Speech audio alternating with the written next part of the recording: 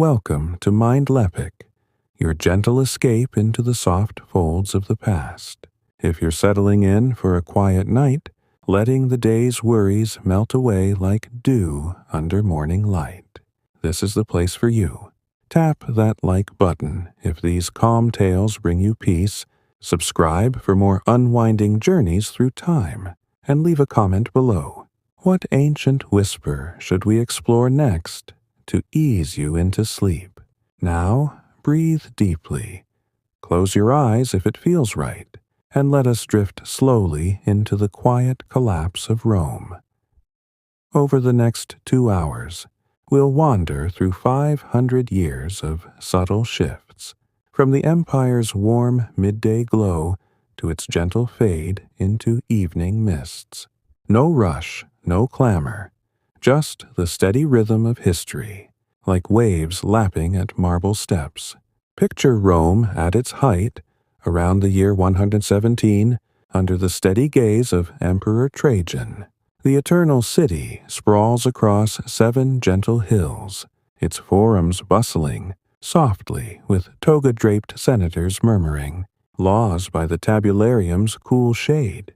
The Colosseum stands proud, its arches framing games where lions pad quietly across sand, gladiators clashing in measured steps under the morning sun. Aqueducts, like the Aqua Claudia, stride the Campagna on sturdy legs, carrying crisp water from distant springs to fountains that trickle in atrium courtyards.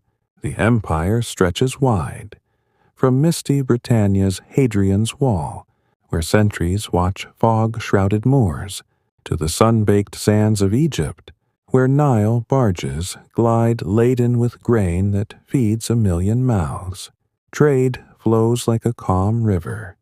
Silk from Ceres, winding through Parthian bazaars, amber from Baltic shores, reaching Ostia's harbors on creaking galleys. Hadrian, Trajan's quiet successor from 117, travels the realm like a thoughtful gardener, trimming edges with care. He builds his wall in northern Britain, a stone ribbon snaking 30 miles to hold back Caledonian whispers, turf and timber, topped with mile castles where beacons flicker at dusk. In Athens, he funds the Olympians' columns, marble drums hoisted slow under olive groves. Back in Rome, his mausoleum rises by the Tiber, a squat cylinder that will one day hold emperors' ashes in urns of porphyry calm.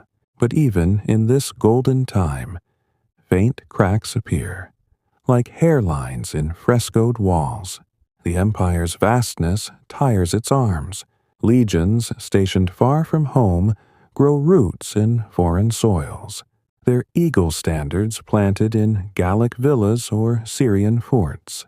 Antoninus Pius follows in 138, his reign a long, even breath of 23 years. The empire humming in administrative hush. Commodus, son of Marcus Aurelius from 180, shatters the calm a bit, striding into the arena as Hercules, clubbing beasts with a lion's grin, but his whims fray the Senate's purple hems. The year of the 5 emperors in 193 sees Pertinax slain in the Palatine's dawn, Didius Julianus buying the throne at auction like a fine vase, only for Septimius Severus to march from Pannonia and claim it with African resolve. Severus, born in Leptis Magna's sunlit streets, rules from 193 to 211, his walls encircling York in Britain's chill, his baths steaming in Leptis where mosaics of dolphins swim eternal pools. The Severan dynasty drifts on.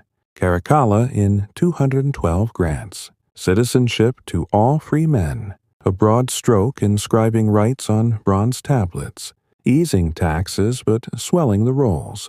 He builds his baths in Rome, a vast rectangle of vaults and pools where patrons soak in warm. Caldarium waters scented with olive oil, whispers echoing off vaulted ceilings.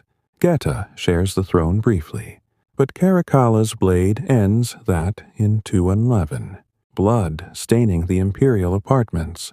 Elagabalus from 218, a Syrian youth with painted eyes, imports the sun god to the Capitoline, his excesses a soft scandal in banquet halls. Severus Alexander in 222 tries steadying the ship, but in 235, soldiers hail Maximinus Thrax, a Thracian giant, and the crisis of the 3rd century begins its slow unravel. This crisis unfolds not in thunder, but in a long, weary sigh from 235 to 284, emperors rising and falling like leaves in autumn wind. Maximinus rules from the Danube's banks, his campaigns against Germanic tribes a steady plod through black forest mists, Alemanni spears clashing softly on shields. But in 238, the year of the 6 emperors, African legions proclaim Gordian Sinus II, fathers and sons slain in swift rebellion. Pupienus and Balbinus strangled in Rome's streets, young Gordian III, ascending like a fragile reed. Philip the Arab in 244 marks Rome's millennium with games in the Colosseum, elephants trumpeting under arches. But Persians under Shapur capture him near Ctesiphon, parading the emperor in chains before res gestae carved in Nakshi Rostam stone. Decius in 249 turns to the Christians, his edict demanding sacrifices to Roman gods, a quiet pressure on hidden house churches. Martyrs like Fabian yielding in arena sands. Valerian in 253 falls to Shapur's lancers at Edessa, his skin stuffed and displayed in Persian halls. Gallienus, from 253, shares the purple with his father, but son and father both fade, leaving him to fend off 30 pretenders, the 30 tyrants. In a patchwork of coin-struck names, Franks raid Gaul's vineyards. Goths sail the Aegean and captured Quincarames. Palmyra, under Zenobia, blooms in Syrian silks, her cavalry thundering softly across Antioch's gates in 270. Aurelian in 270 mends the tears, his walls girding Rome in brick and travertine, 60 feet high with 90 towers watching the Campus Martius. He reclaims Palmyra in 272, Zenobia chained in golden manacles, her city reduced to whispers in the desert wind. But in 275, officers' blades claim him near Cenofrurium, a quiet betrayal by the roadside. Tacitus and Florianus flicker briefly. Probus, in 276, planting vineyards in Gaul's valleys, his temperate calm ending in legion mutiny near Sirmium in 282. Diocletian emerges in 284 like a steady dawn. Born Diocles in Dalmatia's hills, rising from stable hand to emperor. He divides the realm in 293, the Tetrarchy's 4 rulers. Himself in Nicomedia, Maximian in Milan, Constantius in Trier, Galerius in Sirmium, Caesars under Augusti. Purple cloaks shared like a woven blanket. Edicts curb inflation. Prices capped on papyrus rolls. Christians persecuted in gentle waves from 303. Their scriptures surrendered in forum fires. Diocletian retires in 305 to Split's palace, its octagonal mausoleum overlooking Adriatic calm, cabbages planted in peristyle gardens. Constantine the Great shifts the tide in 300, proclaimed in York's rainy streets after Constantius's quiet passing. He marches on Rome in 312, Milvian Bridges vision, in hoc signo vinces, banners of Chi-Rho, fluttering as Maxentius drowns in Tiber shallows. Sole emperor by 324, he founds Constantinople on Byzantium's Golden Horn, walls rising where Theodosius later seals them in 395. The Edict of Milan in 313 eases Christian burdens. churches blooming like San Giovanni in Laterano's Basilica, its nave echoing with first baptisms. Nicaea's 325 council gathers bishops under oak-shaded tents, Arius's words debated in measured tones, Nicene Creed inked as orthodoxy's calm anchor. Daily life in this shifting empire holds a comforting rhythm, a balm against the slow fray. In a Pompeian-style villa near Ostia, dawn breaks with the rooster's soft crow, the paterfamilias rising to toga his shoulders, slaves kindling the atrium's brazier with olive wood. Breakfast is poles of barley and figs from the peristyle garden, watered by rainwater cisterns that murmur through terracotta pipes. Children con the alphabet on wax tablets in the tablinum, stylus scratching ABC under the pedagogue's watchful eye, while the domina oversees the loom room, her wool-dyed tunics woven with spindle whorls of bone. Markets unfold in the forum's shade, fishmongers from the Tiber's nets laying mullet on marble slabs, their scales glinting like coins, bakers hawking panis, quadratus loaves stamped with the emperor's mark, steam rising from clay ovens fueled by vine prunings, craftsmen in tabernae, hammer bronze fibulae, anvils ringing like distant bells, potters turning wheels to shape amphorae for Spanish oil that sways in, holds, to, Gaul. Afternoons bring the baths, caldarium's hot pools where patrons scrape oil with strigils of curved ivory, whispers of politics mingling with steam, frigidarium's cold plunge shocking skin to rosy calm. Evenings gather families in the triclinium, couches arranged around a central table, scena of dormice in honey and garum-sauced dormouse, wine from Falernian hills, poured from amphorae crusted with age. Lamps of clay flicker with olive oil wicks, casting shadows on wall paintings of Nile landscapes or Dionysian vines. Slaves reciting Virgil's Georgics in low voices. Happy the man who knows the rural gods. Slaves, many from distant captures, tend the lararium's household shades, offerings of spelt cakes laid before ancestral masks. Women move through these days with quiet grace, spinning wool in the gynoecium, their distaffs twirling like dreams, or visiting the temple of Vesta, where vestals in white stolas tend the eternal flame, its glow a steady heartbeat in the round house. Midwives brew silphium teas for easing labors, their herbs gathered from Cyrene's cliffs, while healers in the Asclepieion interpret dreams by the Tiber's willows, serpents coiling on staff calm. As the 3rd century wears on, these routines persist amid the empire's soft strain. Inflation nibbles at denarii, edges clipped thin in Antioch's mints, bread riots murmuring in Alexandria's granaries where Philo once walked. Barbarian pressures lap at borders. Goths crossing frozen Danube in 251, their wagons creaking like old bones, but Aurelian's riders turn them back at Nisus in 269. Fields left trampled but peaceful by nightfall. By Diocletian's time, the world feels heavier, like a cloak grown damp. Taxes gather in kind.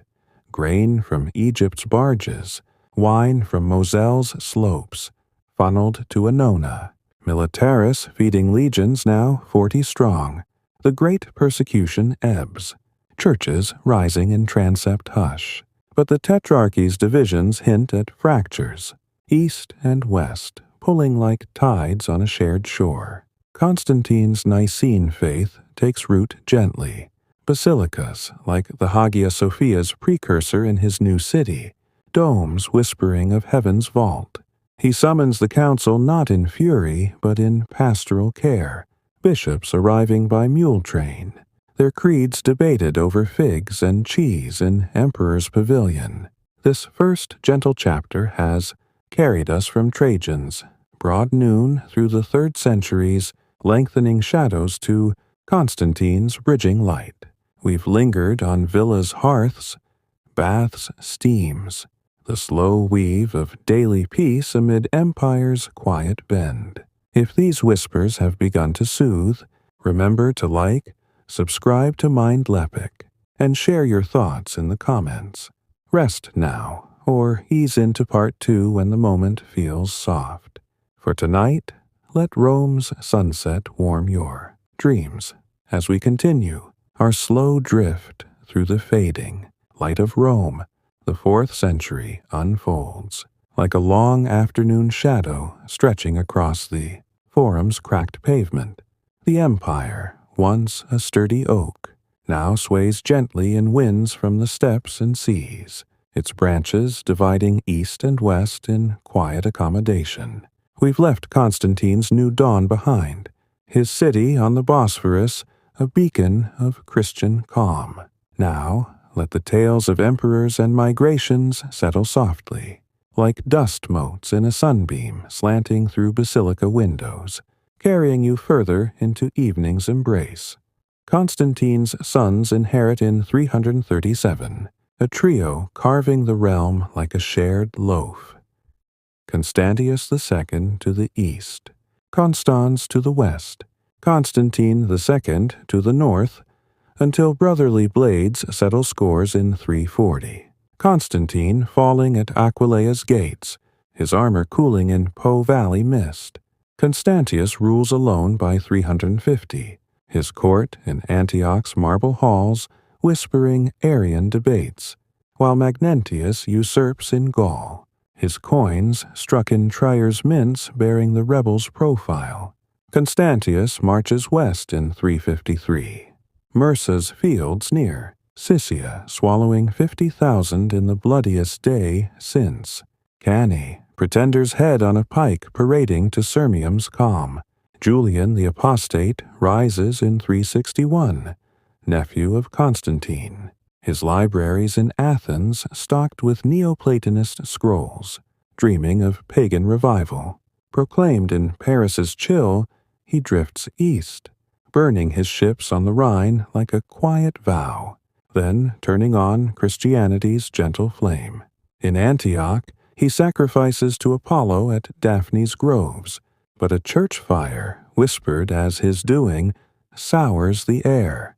Against Persia in 363, Ctesiphon's walls loom, but Shapur the Gu's lancers turn him back at Maranga. Julian's spear wound bleeding out under Mesopotamian stars, his last words a sigh for the sun god. Jovian follows briefly in 363, ceding Nisibis and eastern forts in a hasty peace. The empire's edge softened like clay under rain. Valentinian I in 364 divides again, keeping the west for himself, giving the east to brother Valens, a prudent split. Valentinian's court in Trier's fog, Valens in Constantinople's glow. Valentinian fortifies the Rhine with Limitani farmers' soldiers, their villas dotted along the limes like quiet sentinels, while Valens faces Gothic whispers on the Danube. The Huns stir in 375, their horse archers a distant rumble from the Volga's steppes, pressing Alans and Goths westward like leaves before a breeze. Valens grants refuge to the Visigoths under Fritigern, but corrupt quaestors in Moesia demand children as toll, sparking the 376 migration's slow boil. By 378, Adrianople's fields erupt. Gothic wagons circled like patient islands, Valens's cataphracts charging in dust, arrows darkening the sky like a sudden flock. 2/3 of the eastern army falls, Valens vanishing in the fray, his body unclaimed amid Thracian thorns, a quiet catastrophe that echoes through the ages. Theodosius the Great mends the tear from 379, his Spanish blood cooling Vandal raids in Africa, then turning to the Goths. In 382, he settles them as Federati in Thrace, their Laetae tilling fields under Roman overseers, spears traded for plows in uneasy harmony. Christianity seals his legacy. The Edict of Thessalonica in 380 names. Nicene, faith the sole right. Pagan temples shuddered like old books. The Serapeum in Alexandria, crumbling under monkish hammers in 391. Hypatia's school persists a while, her astrolabes turning in moonlight, but by 415 her shadow falls silent. Westward, Valentinian II clings to the purple in 375, a boy emperor under mother's regency. His court in Milan, where Ambrose preaches in Basilica Husch, refusing the altar till the boy yields. Maximus the usurper crosses from Britain in 387, pushing Valentinian to Theodosius's eastern arms. Theodosius intervenes in 388, Aquileia's aqueducts running red with Maximus's blood, restoring the youth to Gaul's gentle slopes. But in 392, Arbogast's Frankish hand strangles Valentinian in Vienna's chambers, the boy's noose a whispered end. Theodosius unites the halves once more in 394, marching west to Frigidus River's gorge, where Arbogast's lines hold under gusts that ground. Theodosius's arrows like fallen stars. Eugenius falls, the emperor's last gaze on Honorius and Arcadius, his sons dividing the realm in 395. West to the boy in Milan, east to the youth in Constantinople, the empire's seam pulling like thread from a frayed hem. Daily rhythms in this fracturing time offer a steady anchor, much like the empire's enduring pulse.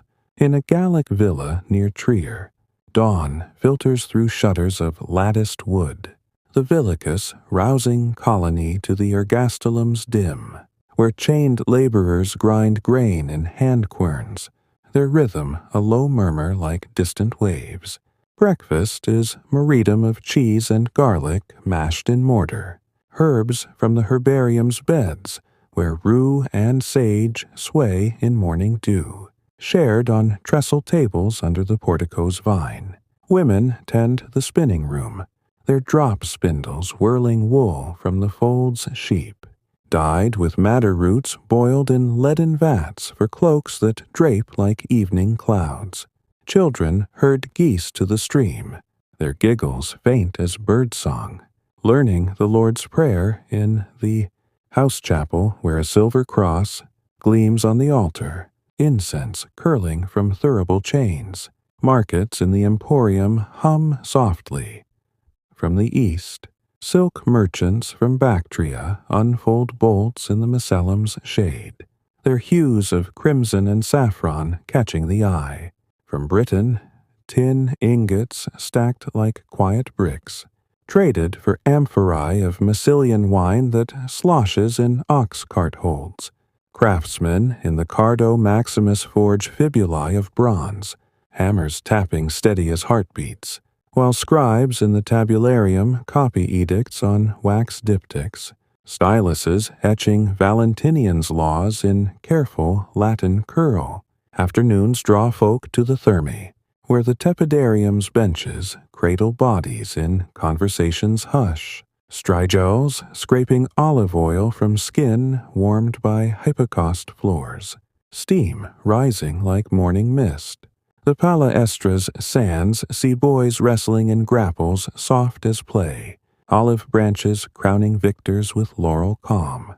Evenings bring the cenaculum's gathering, lamps of blown glass flickering on frescoed walls of nilotic scenes, ibises waiting papyrus, reeds as Sina unfolds, lentils stewed with dormice, figs from Asia Minor's groves, wine diluted with spring water poured from Kylix cups etched with vine motifs. Slaves recite the day's news from Acta Diurna scrolls, emperor's deeds whispered like bedtime tales. Theodosius's Gothic treaty, a peace sealed over shared bread. In the east, Constantinople's life pulses with similar grace, but laced with Hellenic threads. In the Hippodrome, chariots wheel in measured laps, blues and greens cheering under Spina's obelisks, but the city's true heart beats in the Hagia Sophia's rising nave. Begun under Theodosius in 360, its dome a whisper of heaven where Justinian later crowns it in gold. Markets along the Macy teem with spices from Indos, peppercorns ground for garum sauces, myrrh from Himyar's caravans, while Greek scholars in the university pore over Plato's dialogues by Codex Lamplight, their debates a gentle tide in marble halls. Women in the East weave Samite silks on draw-looms, threads shimmering like the Bosphorus at dawn, their stolas pinned with cameos of Europa and the bull. Midwives invoke Artemis in birthing chambers scented with myrtle, while healers blend theriac pastes of viper flesh and honey, antidotes murmured over fevers in the Asclepion's shade. As the 5th century dawns, pressures mount like gathering clouds. Alaric's Visigoths, once foederati, turn restless in Illyricum's hills, their king murmuring grievances over unpaid grain. In 395, they sack Greece's groves, Athens's academy trembling as scrolls scatter like leaves. But Alaric spares the libraries, his riders cantering through Corinth's columns in restrained calm.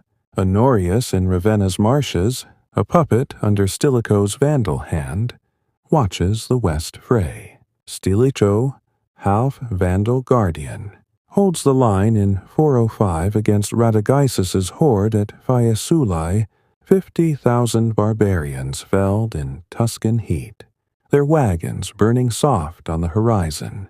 But in 408, Senate whispers turn to blades, Stilicho slain in a Ravenna chapel, his head on a spear parading to Rome's gates. Alaric marches then, in 410, the Visigoths circling the Aurelian walls like patient wolves, aqueducts cut to trickle dry. On August 24th, after 2 years' hush, the Salarian gate yields, not to siege engines, but to a bribe's quiet key. Rome falls not in fury, but in negotiated sorrow. Senators ransoming gold and silver, plebs yielding jewels from ancestral coffers, Alaric's men wandering forums like lost travelers, sparing churches at the bishop's plea. The sack lasts 6 days, a murmur more than roar. Villas stripped, but not torched. The temple of Jupiter's doors ajar, but unmolested. Alaric drifts south, dreaming of Sicily's shores, but fever claims him in Cosenza's riverbed, his burial a secret under diverted waters, slaves slain to hush the grave. His brother-in-law, Ada Ulf, carries the tribe to Gaul, wedding Galla Placidia in Narbonne's basilica, a Roman princess in barbarian silks, their union a fragile bridge over cultural streams.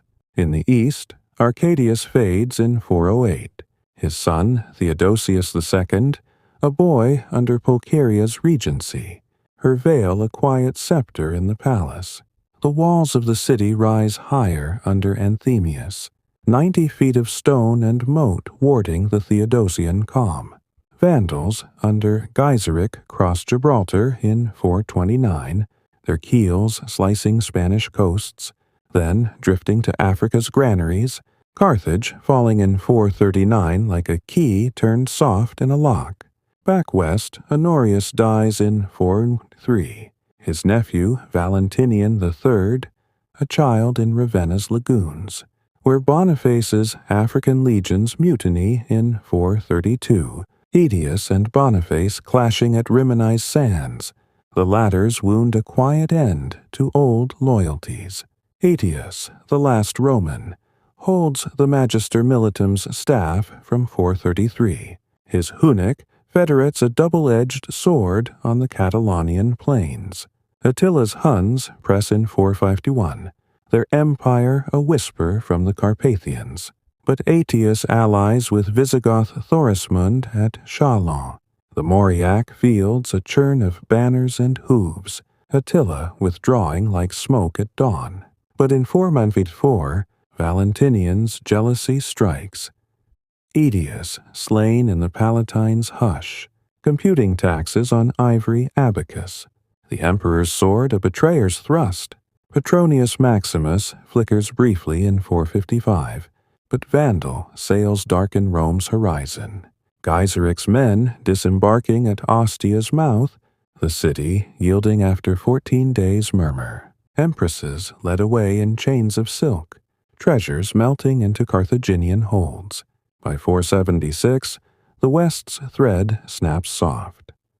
Odoacer, Heruli chieftain, deposes the boy emperor Romulus Augustulus in Ravenna, sending the purple to Zeno in the east, a gesture of deference like a returned cloak. The Eastern Empire endures. Justinian's dream in the 6th century reclaiming Italy's mosaics, but the West blooms into kingdoms. Ostrogoths in Ravenna's calm, Franks under Clovis in Gaul's vineyards, Visigoths in Spain's olive groves. This second chapter has eased us through fractures and anchors, the empire's marble yielding to migration's gentle push. We've lingered on villas' looms, markets' murmurs, the slow bend of power into new shapes. If peace is settling, like and subscribe to Mindleapic, comment your drifting thoughts. Rest or flow to part 3 when ready. Let the Bosphorus's waves cradle you. Tonight, as our peaceful passage through Rome's lengthening, twilight carries us into the 5th. Centuries hush. The western provinces feel the first soft touches of transformation, like frost etching window panes in winter's approach. The eternal city's light dims not in a blaze, but in a gradual veiling. As barbarian kingdoms take root in Roman soil, their crowns forged from old eagle standards. We've lingered on fractures and anchors. Now let these stories of migrations and monasteries unfold like autumn leaves drifting on a still pond, easing you deeper into the night's gentle hold.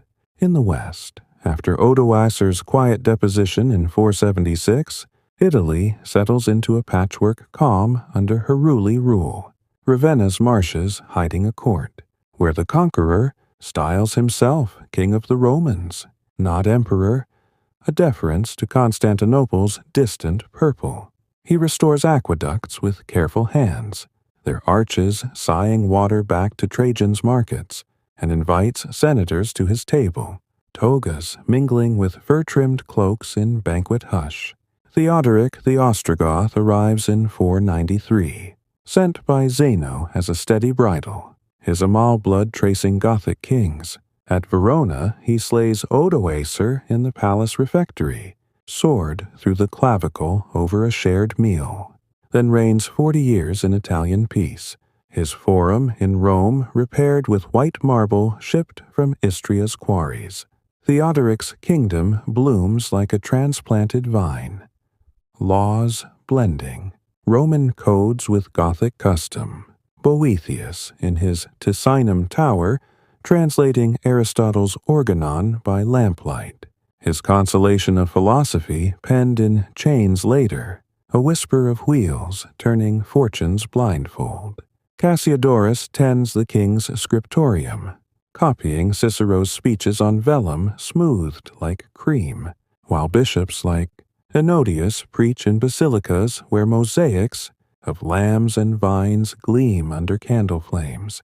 Daily life persists in familiar grooves. In a Ravenna villa, the dominus sips mulsum honeyed wine in the triclinium. Frescoes of Orpheus, charming beasts on walls washed in morning light. Slaves grinding spelt in the pistrinum's quern, their song a low hum like bees in lavender.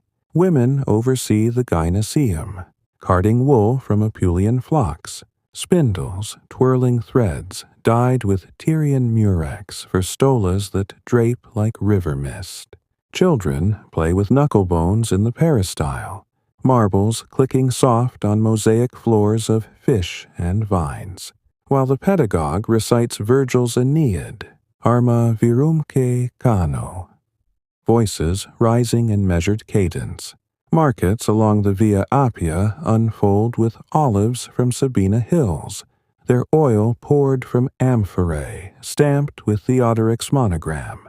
Fishwives calling gently for sardines netted in Adriatic calm. Craftsmen in the Cardo forge swords of pattern-welded iron, hammers tapping rhythmic as rain on tile, while potters shape terra sigillata bowls, red gloss slips fired in kilns that glow like distant hearths. Afternoons draw folk to the Thermae, where the sudatorium's steam curls from hypocaust vents, patrons reclining on marble benches, strigils gliding over skin oiled with almond essence, conversations murmuring of harvests and hunts. Evenings bring Sina's progression, porridge of farro and leeks, then dormice stuffed with pine nuts, figs from Syria's groves, wine from Campania's slopes decanted into silver raita, etched with stag motifs. Lamps of alabaster diffuse, light on walls painted with nilotic idols, lotuses blooming by hippo-haunted, rivers, as bards recite, Priscus's histories, emperors' deeds fading like echoes in the vault. In Gaul, the Franks under Clovis weave their web from 481, a Salian king born in Tournai's fog, his baptism in Ramses' Basilica in 496, a splash of water ceiling, Catholic alliance with Remigius's gentle hand. He unites tribes at Soissons in 486, Syagrius's Roman remnant yielding without fanfare, then turns to Burgundy in 500. Guntram's court at Geneva falling to Frankish lances softened by surrender. The Visigoths under Alaric II hold Toulouse, their code of Euric blending Theodosian laws with Gothic oaths. Bishops like Caesarius of Arles, preaching poverty and cloister calm.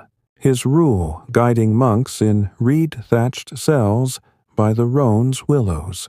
Africa's Vandals under Gaiseric cling to Carthage from 439, their Arian churches rising beside Nicene ones, olive presses turning under Berber overseers, but Huneric's persecutions in 484 whisper through synagogues, victor of Veda's history inked in hidden scrolls. In Britain, the Romano-British fade softly after 410, Vortigern inviting Saxon Hengist and Horsa in 449 toward Picts, their longships beaching on Kent's shores.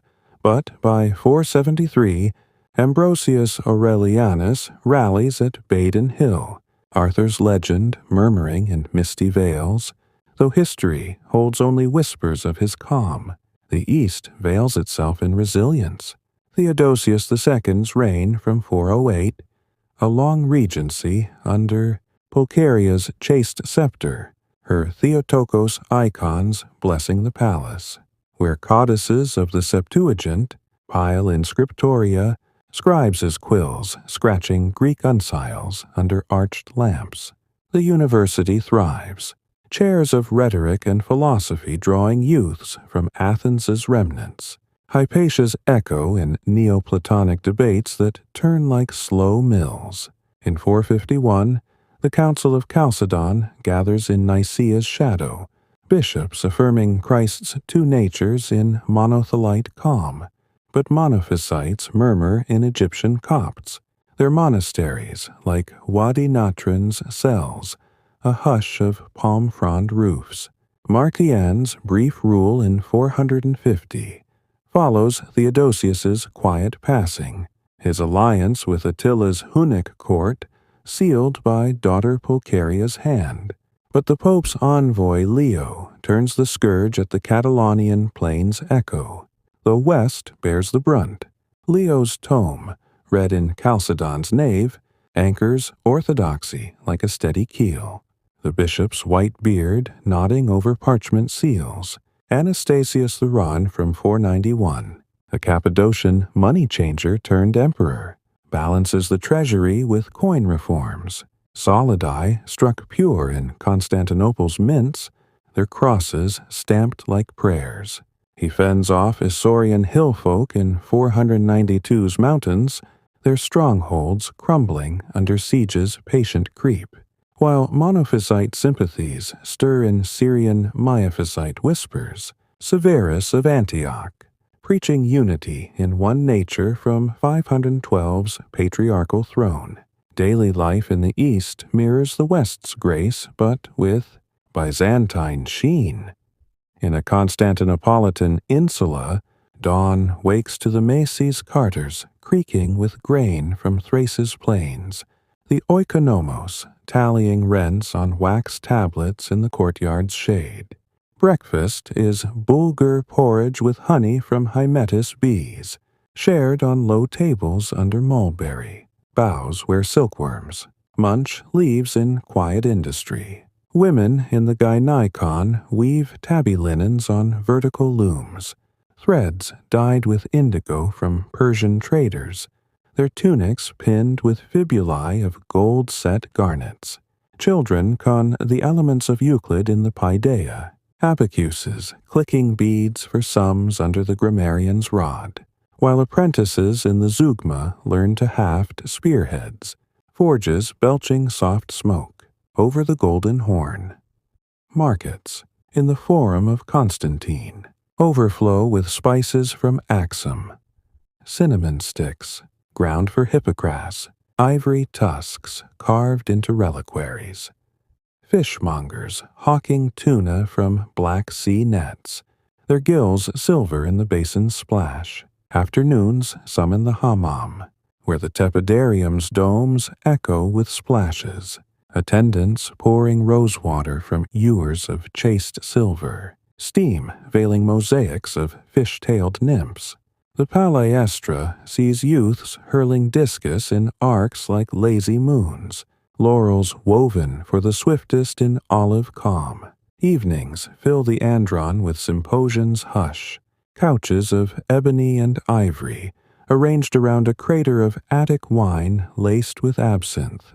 Mesa of octopus and garum and stuffed vine leaves, lamps of chased bronze, diffusing light on walls frescoed with Theban, hunts, boars fleeing through papyrus reeds, slaves pour libations to the muses, reciting, Nonus's Dionysiaca in hexameter flow, gods wandering mortal groves in vintage peace.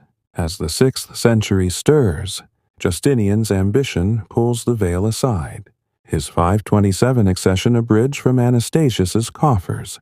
With Theodora's sharp gaze at his side, he codifies laws in the Corpus Juris Civilis from 529, Tribonian's commission sifting Theodosian scrolls in the questor's palace, volumes bound in cedar boards for judges' quiet reference. The Nika riots of 532 flicker briefly in the hippodrome, factions' banners clashing like storm clouds. But Belisarius quells them in bloodless hush, 30,000 vanishing in the stand's crush.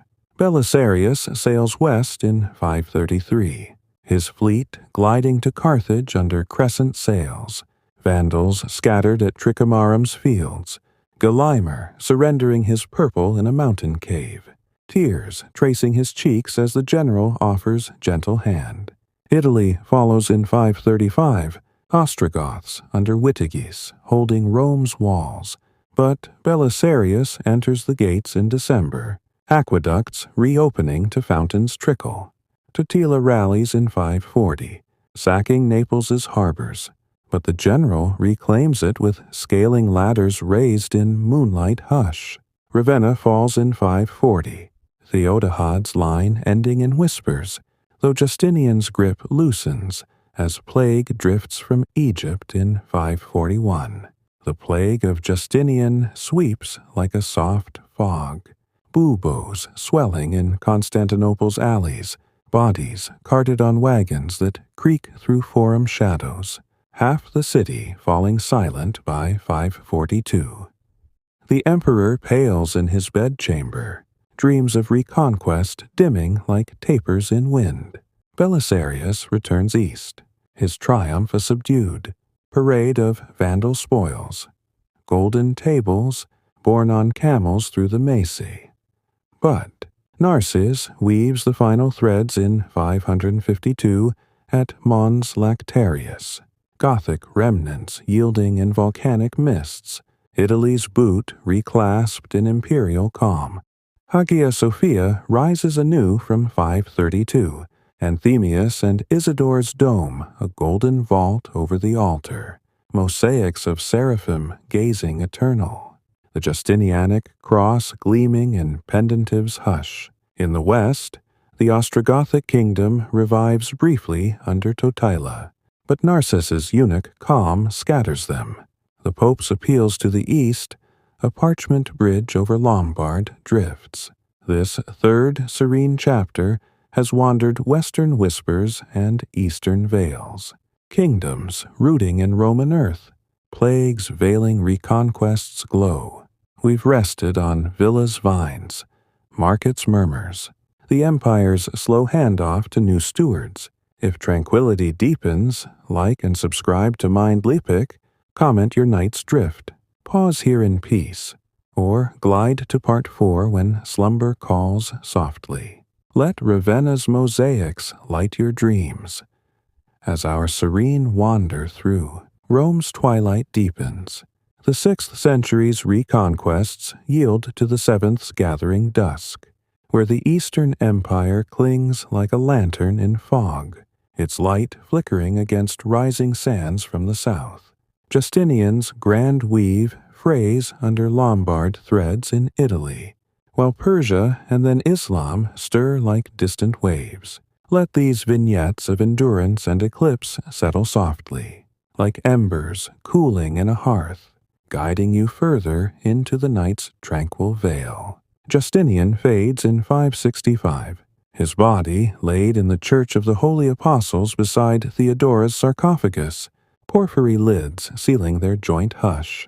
Justin II inherits a treasury bare as winter fields, his madness whispering in palace shadows, Sophia's regency steadying the helm till 578. Tiberius Constantinus, a Thracian count turned Caesar, fends off Avars on the Danube in 574, their horse archers wheeling like shadows over Sirmium's walls, but buys peace with gold that drains the mints. Maurice from 582, a Cappadocian of steady gaze, campaigns against Slavs in the Balkans, his strategicon penned for generals in tent lamplight, tactics of feigned retreats inked on parchment rolls. In Italy, the Ostrogothic remnants stir under Totila's echo, but Narcissus' calm scatters them. The eunuch retiring to Rome in 562 with gardens planted on the Pincian Hill, roses blooming under aqueduct shade. Lombards under Alboin cross the Julian Alps in 568, their long beards and axes carving a kingdom from Po Valley mists. Pavia, their capital, where cloisters rise beside wooden halls. Alboin drinks from his slain enemy's skull in banquet tale, but Rosamund's dagger ends him in 572, a queen's quiet revenge in Veronese's chambers. Clef follows briefly, then a decade's duke-led drift till Authari weds Theodelinda in 584, their union bridging Bavarian streams with Lombard steel. The East holds firmer. Maurice allies with Khosroes II of Persia in 591, restoring him against Bahram Chobin's usurpers, but by 602, Phocas the centurion slays Maurice near the Long Walls, his family's heads on Chalcedon spears, a crimson dawn over the Bosphorus. Heraclius, exarch of Africa's Carthage, sails east in 610, his fleet gliding through Sicilian straits, proclaimed emperor in Constantinople's hippodrome, where factions cheer under obelisk shade. He crushes Phocas in palace hush, the tyrant's eyes gouged before the Senate. Then turns to Persia in 622. The Heraclean wars a slow tide over Nineveh's ruins. Chosroes overruns Syria in 613. Jerusalem falling in 614 with the true cross captured in Persian silk. Edessa's walls breached like old parchment. Heraclius retreats to Armenia's mountains, his themes organizing farmer soldiers in provincial bands. Cataphracts charging at Nineveh in 627, Persian banners trampled in Tigris mud. Chosroes slain by his son. The cross returns to Jerusalem in 629. Heraclius barefoot in procession, the relic kissed under olive boughs, but peace whispers brief. In 636, Arab riders under Khalid ibn al-Walid turn Yarmouk's fields against Byzantine lances, dust clouds swallowing the empire's southern flank. Islam rises like a desert dawn from Mecca's sands. Muhammad's voice in 610s gave a gentle call. The Hijra to Medina in 622, weaving tribes in constitutional calm. By 632, the peninsula unites under Caliphal Green, Abu Bakr quelling apostate ridges in Ridda War's hush. Umar's armies drift north in 636. Yarmouk's gorge a whirlwind of scimitars and bows. Heraclius's host melting like frost. Damascus yielding keys in 636. Jerusalem's gates opening in 638 to the patriarch's plea. The dome of the rock's octagon rising later in silver-domed serenity. Egypt follows in 642, Alexandria's lighthouse dimming as Amr ibn al-As's sails fill the delta, Coptic monks murmuring in Wadi Natron cells, their libraries yielding scrolls to bathhouse flames. Quiet loss of papyrus whispers. North Africa drifts in 647. Byzantine exarch Gregory slain at Sufetula. Carthage holding till 698, its walls crumbling under Umayyad siege. Waves lapping at Vandal ghosts. In the west, the Lombard kingdom solidifies under Rothari in 636, his edict blending Salic law with Roman remnants. Wereguilds tallied in gold solide. I for wounds mended in hall hush. The Pope in Rome appeals east. Gregory the Great in 590 tending flocks from Lateran Palace. His dialogues recounting saintly lives by Tiber lamplight. Missionaries like Augustine landing in Kent's Ebbsfleet in 597. King Ethelbert listening under oak shade to tales of a loving God. Frankish Merovingians under Clothar II reunite in 613, his Paris court a web of long-haired kings. Dagobert I from 629 building, St. Denis Basilica where lilies bloom eternal, his realm stretching to Bavarian forests. In Britain, Saxon Heptarchy blooms. Wessex's Saulin pushing west in 552, Northumbria's Edwin converting in 627, under York's wooden cross, Lindisfarne's monks illuminating gospels in insular knotwork calm. Spain's Visigoths under Leovigild from 568 crush. Suebi in Galicia's mists. His Toledo court blending Arian and Catholic in Ricarid's 589 conversion. The Third Council's chants sealing orthodoxy in Basilica hush. Daily life in these successor states echoes, Roman grace with barbarian tint. In a Lombard villa near Pavia, dawn rouses the Gascon to the Meuse. Falcons hooded on perches of ash, their bells tinkling as huntsmen ride to boar-haunted woods. Spears couched in steady grip. Women in the gynaeceum brew gruet ales in vats of yew.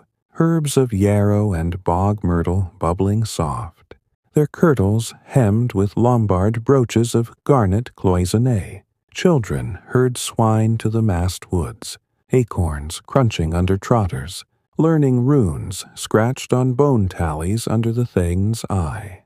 Markets in the emporium trade.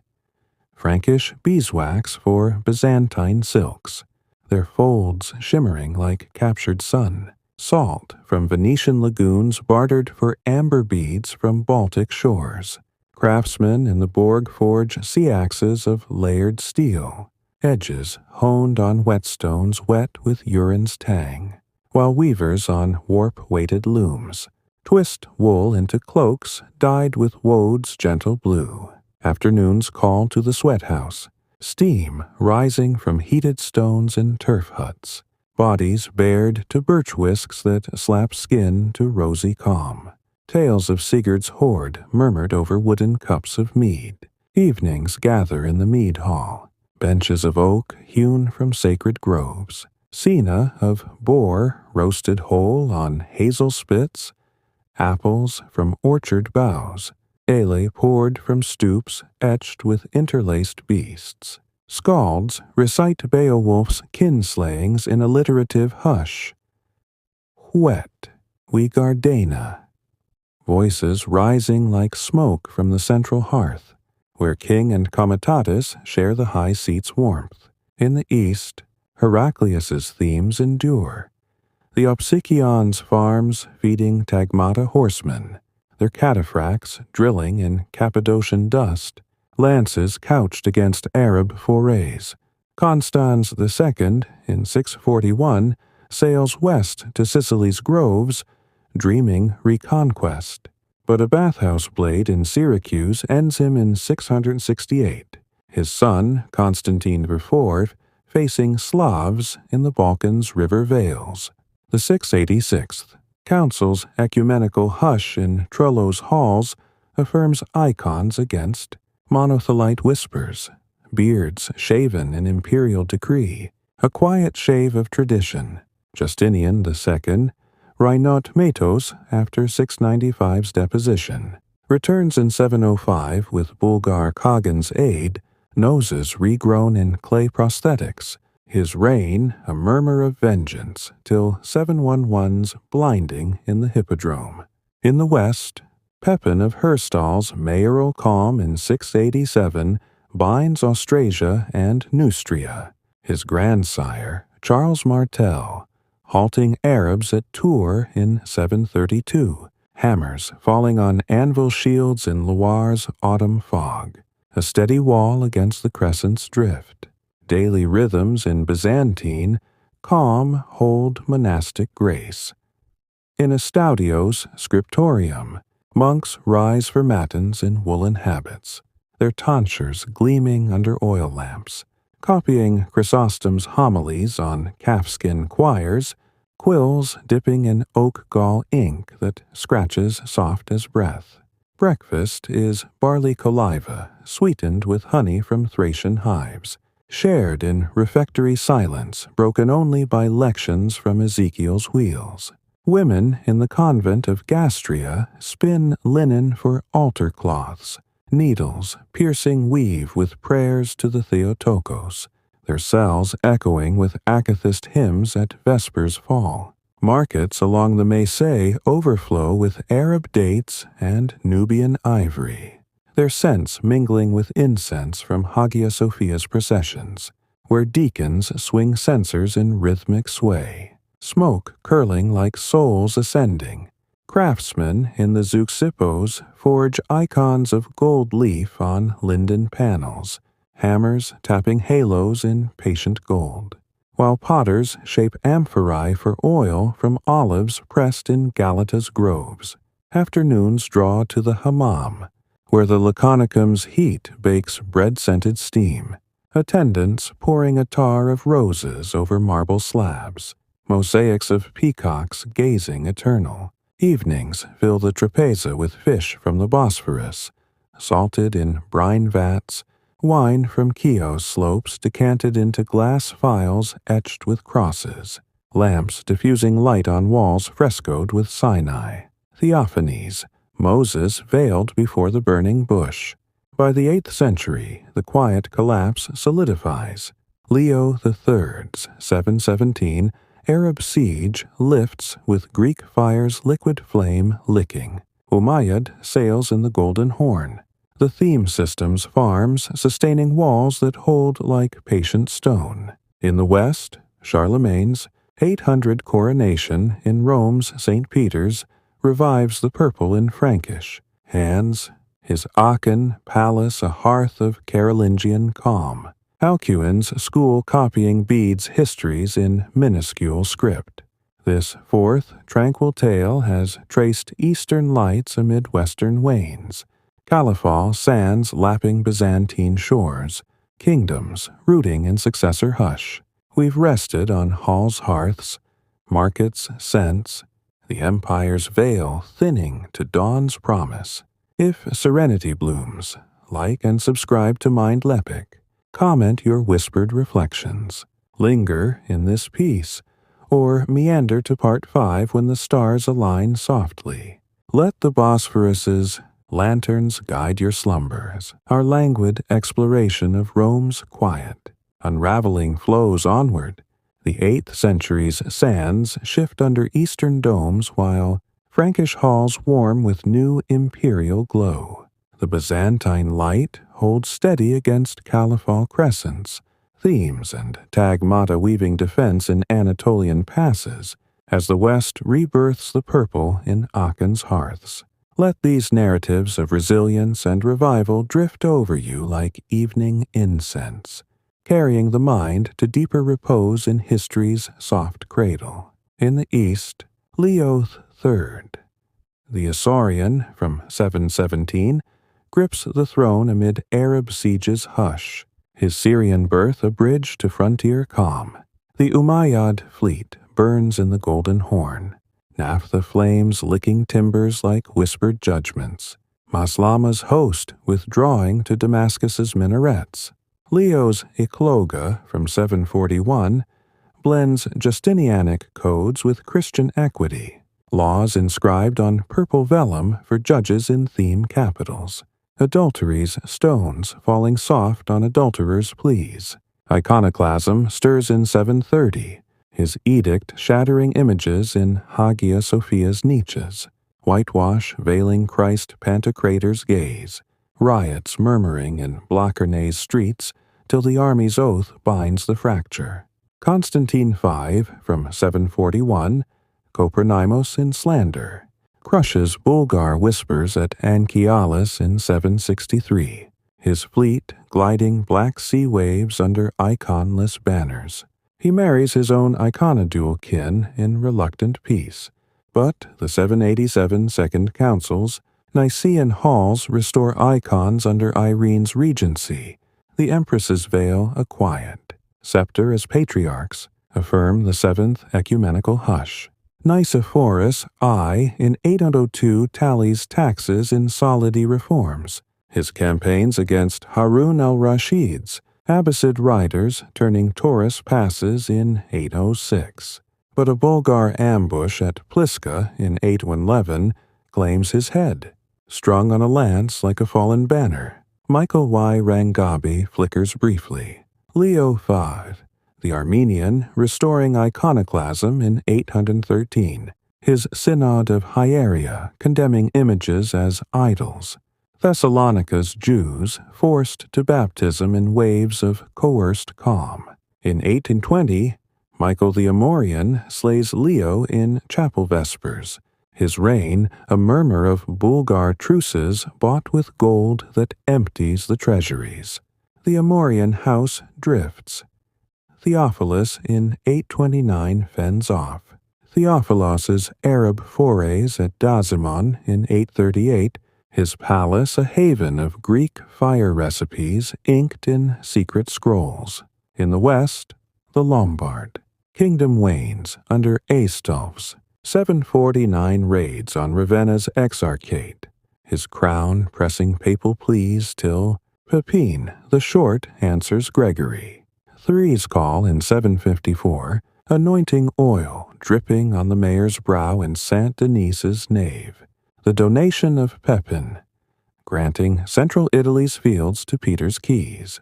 Desiderius's last gasp in 774, yields Pavia to Charlemagne's siege, the Frankish king entering on Palm Sunday, bells tolling soft over Lombard banners furled. Charlemagne's realm unfolds from 768, a broad-shouldered king whose court in Aachen's wooden palace hums with scholars fleeing Lombard shadows. He conquers Lombards in 774, adding the Iron Crown to his collection, then turns to Saxony in 772. Irminsul's sacred pillar felled in Westphalian groves, Widukind submitting in 785 at Attigny, baptized in the Aisne's gentle flow. Bavaria folds in 788 under Tassilo's quiet abdication. Friuli and Brittany weaving into the patchwork by 811, his Missi Dominici riding circuits like patient envoys, ensuring Count's oaths in capitularies read by hearthlight. The 800 Christmas in Rome's St. Peter's sees Leo III's crown on Charlemagne's bowed head, the congregation's murmur, a revival's hush. The imperial title, reborn in Frankish Latin, bridging Rome's west to Aachen's east. His Palatine chapel rises in octagonal calm, inspired by San Vitale's Ravenna mosaics, its dome echoing with Gregorian chant. Alcuin of York's quill, copying Bede's ecclesiastical. History in Caroline minuscule, letters flowing like a new script's river. Daily life in Carolingian folds holds a rustic serenity, blending Roman echoes with Germanic wool. In an Aachen manner, dawn rouses the villicus to the hall's horn. Colony tilling 2 field strips of oats and rye under open skies, plows of curved ard turning clay in steady furrows. Breakfast is barley pottage with cheese from the buyer's ewes, shared on trestle boards in the solar's rush-strewn floor, where the domina's distaff spins flax into linen calm.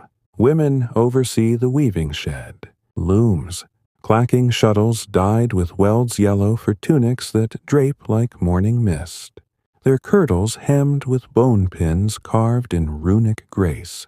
Children herd geese to the mere, their laughter faint as reed calls, conning the Donatus grammar under the priest's eye in the chapel's wattle nave. Markets in the Vicus trade salt from Frisia's, pans for Rhenish wine that sloshes in stave-built tons. Merchants murmuring tallies on tally sticks notched with knife's patient stroke. Craftsmen in the Borg forge axes of bloom iron, hammers ringing on anvils fed by charcoal bloomeries, their glow like distant stars, while potters shape Ewart Park ware, gritty coils fired in clamp kilns that smoke soft over the hill. Afternoons call to the sweat lodge, turf domes steaming from heated flints, bodies bared to whisks of birch that slap skin to healthful pink, tales of Beowulf's mere murmured over horns of ale. Evenings gather in the mead cell, benches of pine hewn from Ardennes woods, cena of pork haunch roasted on hazel spits, cabbages stewed in whey, mead poured from stoups etched with interlaced knots. Skalds recite the Helian's Christ as Germanic hero in alliterative hush. That was God Allomatig. Voices weaving like smoke from the Aldern hearth, where king and Gesithas share the high bench's fellowship. In the east, the Abbasid Caliphate shifts from Damascus to Baghdad in 762. Harun's court, a riverine dream of astrolabes and elephants, gifted to Charlemagne in 802, silks and spices flowing via Venetian lagoons. The 827 Cretan Emirate blooms under Arab sails, but Michael's 820s fleets reclaim it briefly, Theoctistos's oars dipping in Aegean calm. In 827, the Aghlabids cross to Sicily, Syracuse falling in 878 after 9 months' murmur, its Duomo becoming a mosque with minarets calling at dawn. Byzantine themes endure. the Anatolikon guarding Cappadocia's rock-cut churches, troglodyte frescoes of saints gazing eternal, farmer soldiers drilling with Cantarian spears in pass defiles, Basil Pry the Macedonian from 867, a peasant risen from stables, founds the dynasty in 867 by slaying Michael III in the stable's hush, his tactica reforming legions in theme bands, campaigns turning Bulgar plains at Clydion in 1014 under later Basil II. But that's a tale for another drift. In the west, Louis the Pious inherits in 814, his monkish calm dividing the realm at Worms in 817, Lothair to Italy, Pepin to Aquitaine, Louis the German to the east, a blueprint fraying like old vellum.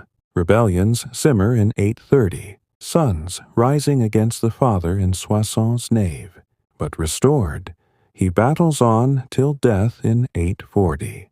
The Treaty of Verdun in 843, splitting the Carolingian weave, West Francia to Charles the Bald, east to Louis the German, middle to Lothair's strip. Vikings drift from fjords in 793, Lindisfarne's monastery burning soft in dragon-proud longships, silver chalices melting into Dublin's pots. In 845, they sail the Seine to Paris, holding the Ile de la Cité for Danegeld's ransom, their axes resting on oars in quiet harbors. Magyars whisper from the Carpathians in 896, their horse archers a steppe breeze over Moravian fields. But Otto eyes Lechfeld in 955 turns them back, the Holy Roman Empire's crown settling on Saxon brows.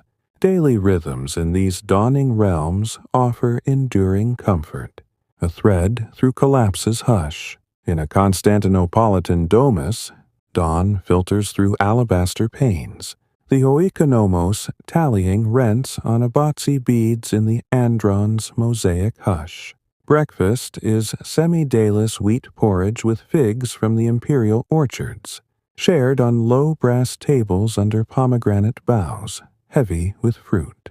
Women in the Gynaecon weave samite on treadle looms, threads of raw silk from Ceres, humming like distant harps, their stolas pinned with enameled crosses from Thessalonica's guilds. Children con the Psalter in the Catechismos, ivory diptychs flipping folios under the deacon's voice, while apprentices in the Scuophalakion learn to gild icons, brushes dipping gold leaf in size's gentle tack.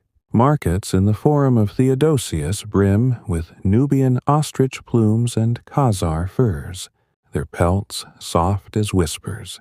Ivory combs traded for coral beads from Red Sea divers. Afternoons summon the public bath, where the Apoditarium's lockers hold folded peplos, the Tepidarium's benches cradling forms in conversation's veil, steam from the Laconicum curling like prayer. Evenings fill the Klein with Opson's hush, lentils with octopus from the Propontis, honeyed pastries of sesame, wine from Lesbos vines decanted into Skyfoy, etched with vine scrolls, lamps of Murano glass diffusing light on walls frescoed with the Nativity, Magi kneeling in starlit calm. This fifth gentle chapter has meandered Califal tides and Carolingian dawns, crescents lapping eastern shores, Frankish hearths rekindling western lights. We've lingered on Looms' hum, markets' pelts, the collapse's quiet pivot to renewal. If repose deepens like a featherbed, like and subscribe to Mindleapic. Comment your evening's muse, rest in this interlude, or wander to part 6 when the moon rises soft. Let Aachen chapels chime your lullaby, our tranquil voyage through the empire's lingering twilight eases into the 9th century's veiled horizons. Byzantine themes hold like roots in Anatolian soil, while Western kingdoms bloom, and wither under Carolingian boughs. Arab tides lap at Sicilian shores, Bulgar murmurs echo from Balkan vales, and Viking longships ghost northern coasts. Let these echoes of endurance and ebb wrap around you like a woolen cloak by the fire, drawing the breath slower, the eyelids heavier, into history's welcoming hush. In the east, the Amorian interlude fades with Theophilus's 842 quiet passing, his son Michael III, a youth under Bardas's regency, the Caesar's mustache a shadow over palace intrigues. Photius rises as patriarch in 858, his library in the Mangana a haven of patristic tomes. But Ignatius's supporters murmur in monastic cells, the Photian Schism. A gentle rift sealed by Basil, Eyes Blade in 867. Basil the Macedonian, groom of the bedchamber turned emperor, slays Michael in the stable's lamplight, his peasant hands gripping the purple with rough resolve. From 867, he rebuilds the navy at Chelabon's yards, Dromons gliding Propontis waves under purple-sailed calm, their siphons primed with Greek fire's secret napalm. Basil turns to the east in 878, Melitine's walls crumbling under siege's patient creep, Armenian themes reclaimed from Arab emirs, their fortresses dotting Taurus ridges like watchful eyes. Against Bulgaria in 889, his legions clash at Bulgariphygon, Simeon, eyes riders wheeling in dust but yielding to Byzantine cataphracts' steady charge.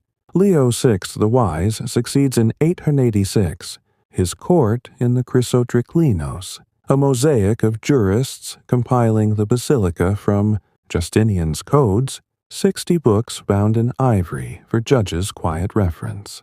His Tactica refines Maurice's strategies, elephant course drilled in parade ground hush, though Arab forays under Ahmad ibn Tulun nibble Egyptian fringes in 868, the Tulunid Caliphate blooming in Fustat's minarets.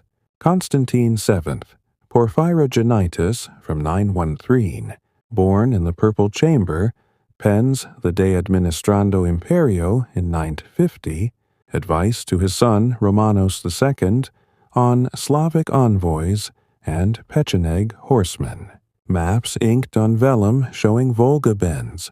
The 941 Rus's raid on Constantinople scatters under flame-spouting dromons, Olaf's Varangians rowing home with singed sails. But Olga's 957 baptism in Hagia Sophia weaves, Kievan threads into Byzantine silk, Nicephorus Secu, Phocas in 963, the White Death of the Saracens, crushes Hamdanid emirs at Adras in 962, Aleppo's gates opening to Byzantine garrisons, his shroud a monk's habit in monastic vow. John Itzimiskes follows in 969, poisoning Nicephorus in the boudoir's hush, his campaigns sweeping Cherson to Damascus in 975. But fever claims him in Armenian hills, the army's laurels wilting like autumn vines. In the west, the Carolingian weave unravels post-Verdun. Charles the Bald's 871 death splinters, West Francia into Robertian counts, Eudes of Paris holding the throne briefly in 888, his line yielding to Hugh Capet's election in 987, the Capetian dawn rising over the Seine's gentle curve. East Francia steadies under Louis the Child's 911 fade. Conrad Farn, flickering till Henry the Fowler's 919 Saxon grip, his muse at Memleben, training falcons for hunts that mask border watches. Otto Wise' 936 reign crowns the Ottonian bloom. Magdeburg's archdiocese, a missionary hearth for Slavs beyond the Elbe. His 955 Lechfeld turning Magyar arrows like rain on shields, the Holy Roman Empire's title whispered in 962's Rome by John's papal hand. The 973 Diet at Quedlinburg binds dukes in fealty's calm. Theophanu's Byzantine bride, sealing Greek alliances with porphyry calm. In Italy, the Iron Crown passes to Berengar II in 950. But Otto's 961 march restores papal pleas, Arduin's brief flicker in 1002 yielding to Lombard dukes' murmur. Vikings weave deeper. In 865, the great heathen army under Ivar the Boneless winters in East Anglia's thatch. Alfred the Great holding Wessex burghs in 878 at Eddington's Mist. His treaty with Guthrum carving the Danelaw's 5 boroughs in Mercian fields. Athelstan unites in 927. Brunanburh's 937 clash scattering Anlaf's Norse-Irish axes. His court in Winchester, copying Asser's life in Silver Point script. Normans drift south from 1016. Rollo's Sena Treaty in 911, rooting Rouen in Viking soil. Richard II wedding Judith of Brittany in 1000. Their halls blending Norse sagas with Frankish chansons. In Spain, the Umayyad Caliphate fractures in 1031. Taifas blooming in Zaragoza's Alcazars and Seville's orange groves. El Cid's 1094. Valencia, a Christian enclave amid Moorish silk. Daily life in these shadowed centuries offers a steadfast rhythm, a quiet pulse through Califal and Carolingian tides. In a Byzantine theme village near Nicaea, dawn rouses the Stratiotes to the Ekpharos' horn. Farmer soldiers tilling asarted fields of emmer wheat under theme banners. Plows of light are turning loas in measured furrows. Breakfast is Trajan porridge of barley and goat's milk, shared on clay platters in the oikos' whitewashed room, where the despoina's distaff spins hemp into cordage calm. Women tend the apiary, hives of woven straw humming with Hymettus bees, their honey drizzled on walnut cakes baked in earthen ovens. Children herd kids to the spring, bells tinkling faint as chimes, conning the psalters, Alpha Omega under the priest's tonsured, gaze in the Catholicon nave, markets in the Emporian trade. Bulgar furs for Constantinopolitan icons, their gold halos catching the sun, salt from Troad pans, bartered for linen bolts from Egyptian looms. Craftsmen in the Castron forge cyphas of watered steel, hammers folding Damascus patterns in forge's crimson glow, while potters shapes graffito wares, incised vines fired in dragon kilns that smoke soft over the hill. Afternoons call to the Balanaean, steam from the Hippocaust veiling tesserae of fish and anchors, attendants pouring laurel oil over marble benches, whispers of Photius's letters mingling with splash. Evenings gather in the trapeza, benches of mulberry wood, deepnon of lentils with salted mullet from the Sangarius, quince paste from orchard fruits, retsina wine decanted into cantharoy, etched with cross motifs. Lamps of clay with floating wicks diffuse light on walls plastered with Sinai scenes. Moses striking the rock in desert calm. As lectors recite the Vita Basili, emperor's deeds fading like echoes in the apse. In a Frankish pagus near Aachen, dawn's matin's bell tolls from the minster. The comes rousing the school dahis to the Curtis's gate. Colony harvesting 2 field fallows of spelt under manorial oaks. Breakfast is frumenti of wheat and ale from the brewhouse's vats, shared on oaken boards in the hall's rush floor, where the matrona weaves tabby linens on the great wheel, threads dyed with madder's gentle red. Children mind the poultry yard, hens scratching for grubs in compost heaps, learning the hours, under the chaplain's stole in the oratory's stone.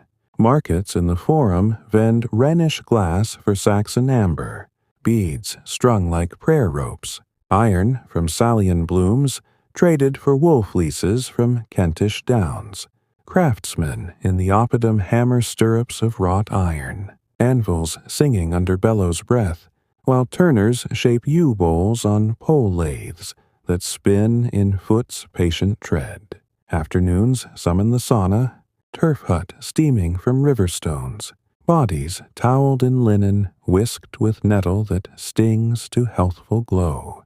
Tales of Roland's rear guard murmured over birch-bark cups of kvass. Evenings fill the aula with vespers hush. Benches of elm, cena of eel pie from Moselle weirs, and rye bread stamped with the Count's seal. Mead from linden hives, poured from pitchers chased with vine scrolls. Torches of beeswax cast light on wainscots, painted with stag hunts. Hounds baying through Ardennes glades, as clerks recite Einhard's Vita Caroli, Charlemagne's campaigns whispered like lullabies to the hearth's embers. By the 10th century, the pulse steadies. Otto III's 996. Rome dreams revive the Senate in porphyry calm, but Slav lex murmur beyond the odor. Mieszko Y's 966. Baptism weaving Poland into Latin threads. In the East, Basil II's 976. Bulgaroktonos crushes Samuel at Clydion in 1014. 30,000 blinded in chains marching home. The Tsar's heart breaking at his son's sightless gaze. The Varangian guard swells with Rus axes. Harold Hardrada's saga etched in Byzantine pay. This 6th soothing segment has traced 9th shadows and 10th pulses. Caliph's sands and king's crowns in balanced hush. We've rested on fields' furrows, halls, embers. The collapse's steady heartbeat into medieval morn. If dreams beckon near, like and subscribe to Mindleapic, comment your night's quiet. Linger in this warmth. Or proceed to part 7 when the veil lifts soft. Let Otto's chapels cradle your close as our gentle meander through the remnants of Rome's enduring hush glides into the 11th centuries. Measured cadence, the Byzantine dome gleams brighter under Macedonian crowns, yet cracks spiderweb its base with Norman sails and Seljuk hooves. Western kingdoms settle into feudal quilts, while the East's themes strain against infidel tides. Let these tales of zenith and quiet strain enfold you like a canopy of stars, each word a soft step deeper into slumber's welcoming arms. The Macedonian house peaks with Basil II's 976 iron grip, his eyes scarred from vigil. Bulgaroktonos for Clydion's 1014 mercy, blinded captives, marching in chains that clink like broken bells. Tsar Samuel crumbling at the sight. He crushes Bardas Skleros's revolt in 979, the usurper yielding in Armenian vales, then turns to Georgia's Bagratid hills in 1022, turning David III's forts to ash in a hush of surrendered crowns. The 1018 Bulgarian peace seals Simeon's heirs in theme garrisons, the Tsardome's purple fading into exarchate calm. Basil dies unwed in 1025.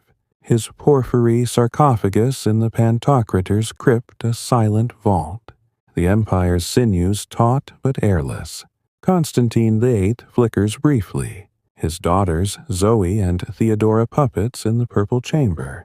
Romanos III, Argyros, wedding Zoe in 1028, his baths steaming in Blachernae, while Michael IV, the Paphlagonian, rises from caulker to emperor in 1034, his epilepsy masked in courtly hush. Zoe's third match to Constantine IX Monomachos in 1042 weaves a tapestry of decadence, the couple's mosaics in Hagia Sophia gazing eternal, but tax farmers gnaw the themes like quiet termites, the 1040s, Bulgarian revolt under Peter Delian flickering in Balkan, mists till crushed at Ostrovo's waters. In the west, the Capetians root in Paris's mud. Robert II, the pious from 996, allying with Norman Rollo's heirs. His pilgrimage to Jerusalem in 1035, a barefoot trek over Bithynian sands. The Holy Roman Empire under Henry III in 1046 claims investiture in Sutri's council. Popes like Clement II crowned in his train. The German king's court in Speyer, a blend of Saxon longhouses and Roman basilicas. The Norman duchy blooms in Sicily's shadow. Robert Guiscard from 1059. His hauberk scarred from Apulian fields, sails with papal banner to Bari in 1071. Byzantine Katapanos Michael. Daucus yielding the heel in a whisper of surrendered keys. The Seljuks stir from Persian steppes. Tukhril begs, 1037. Nishapur, a Caliphal seal on Sunni revival. His nephew Alp Arslans, 1064. Armenia forays turning. Manzikert passes in 1071. Romanos Quart. Diogenes marches east. His Varangian guards axes cleaving Kurdish hills, but at Manzikert's plain. Seljuk, feigned flights lure the emperor into encirclement. Andronikos Ducas's retreat a betrayal's hush. Romanos captured and blinded in Antioch's cells, his eyes sewn shut with hot needles, the theme's heart bleeding out in Anatolian dust. The 1070s see Ducas and Komnenos usurpers flicker, the empire's veil thinning as Pechenegs raid the Balkans in 1088. Alexios, fair Komnenos, turning them at Livonian's marshes with Cuman allies. Alexios's 1081 accession steadies the helm. His Alexiad, penned by daughter Anna in ivory tower prose, detailing Norman Robert's Dyrrhachium siege in 1081, Bohemon's ladders scaled under Epirote stars. The 1095 Clermont plea to urban descent draws Frankish lances east. The First Crusade's host under Godfrey of Bouillon reaching Constantinople in 1097, Alexios's oath at the Blachernae, extracting fealty's calm for aid against Seljuks. Antioch falls in 1098, the Holy Lance unearthed in cathedral dust. Jerusalem's gates yielding in 1099 to Godfrey's banner. The kingdom of Outremer, blooming in Levantine sun. In the west, the Norman conquest crowns William in 1066 Westminster. His Domesday Survey in 1086 inking manners on vellum rolls, scribes tallying hides from Cornish coves to Tees marshes. The 1086 rebellion flickers in Yorkshire's fens. Edric the Wild's Welsh bowman turning Saxon sighs. France's Capetians feud with Angevin. Philip, I's 1060 reign yielding to Louis. Vi's 1108 saintly grip, his Paris schools drawing Abelard to the Parvis disputations. Heloise's letters a quiet ache in Champagne cloisters. England's Henry, I from 1100 binds barons with charters sealed in wax calm. His white ships 1120 wreck a whisper of drowning nobles in Channel night. The anarchy from 1135 sees Stephen and Matilda's claims clash in civil hush. Lincoln's 1141 battle yielding the Empress briefly. But the 1153 Wallingford Treaty crowns Henry II's Plantagenet line. His assizes traveling shires like patient justices. Daily life in these echoing realms persists in comforting cadence. A balm against thrones' soft shifts. In a Comnenian castron near Nicaea, Dawn's cock crow stirs the tour marches to the praetorian's horn. Akrati borderers patrolling tourist trails with Conterion spears, their watchfires dotting ridges like fallen stars. Breakfast is Paximadi barley rusk soaked in olive oil from theme groves, shared on brass trays in the oikos's frescoed triclinium, where the Kyria's loom weaves tabby silk for dalmatics edged in purple calm. Women tend the dovecote. Pigeons cooing messages tied to claws, their honey from wild hives drizzled on cheese from the goatfold. Children mind the vineyard, pruning canes under the agronomos's eye, conning the elements of grammar in the koinon schoolhouse. Markets in the Thematicon vend cumin pelts for Thessalonian pottery, their slipware painted with cross motifs. Spices from Trebizond's traps traded for linen from Cherson's flax. Craftsmen in the Ergasterian hammer Lorica segmentata scales. Forges folding steel in Damascus hush. While glassblowers shape phials of cobalt blue. Bubbles rising like prayers in the glory hole's glow. Afternoons call to the thermae. Steam from the caldarium veiling opus sectile floors of porphyry and serpentine.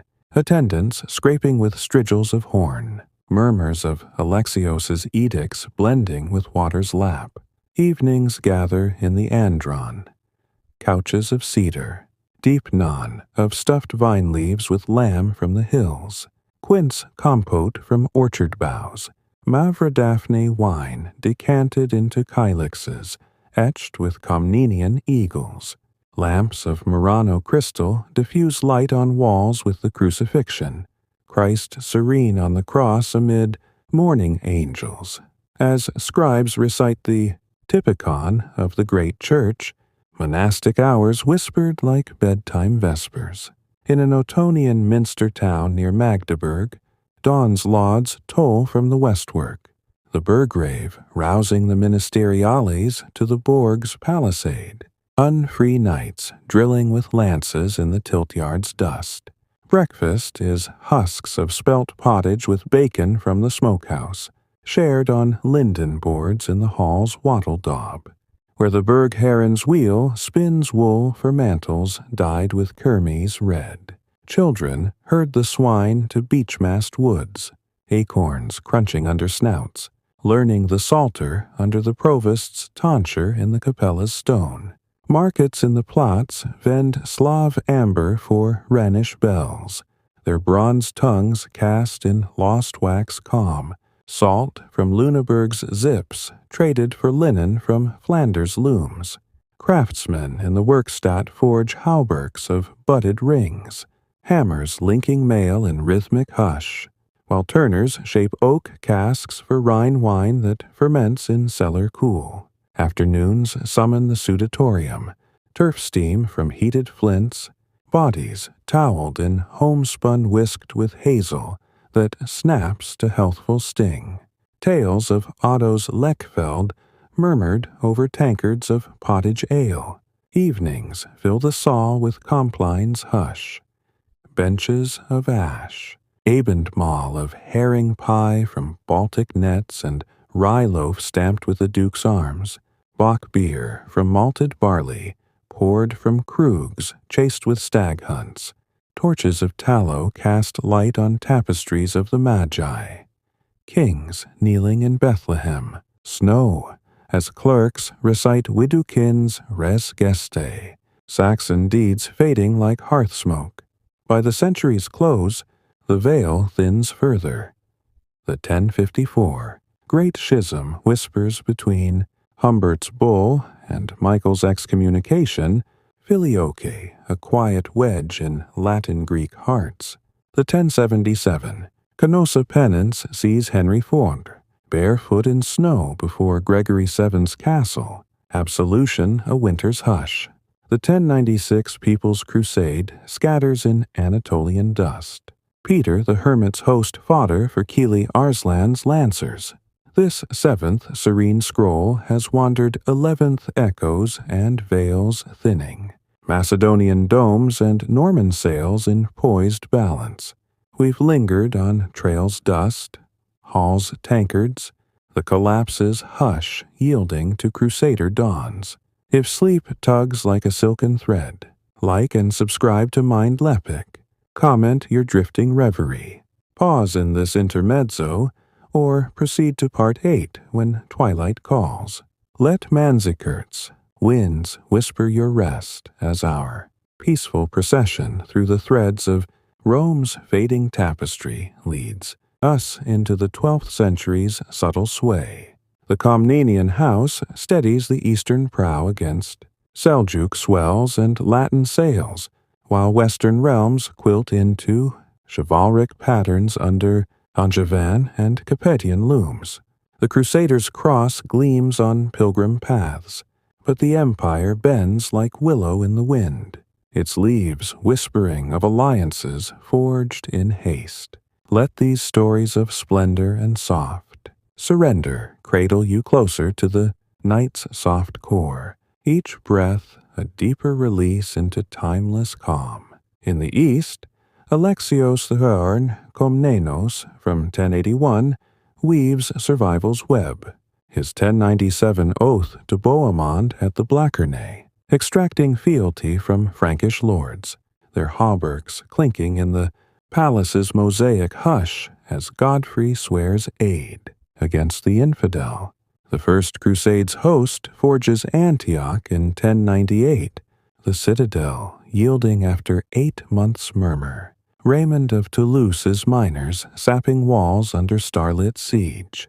Jerusalem falls in 1099, the Temple Mount's stones running red, but Godfrey refuses the crown, becoming Advocatus Sancti Sepulchri in pilgrim's calm, his knights patrolling Outremer's roads like quiet wardens.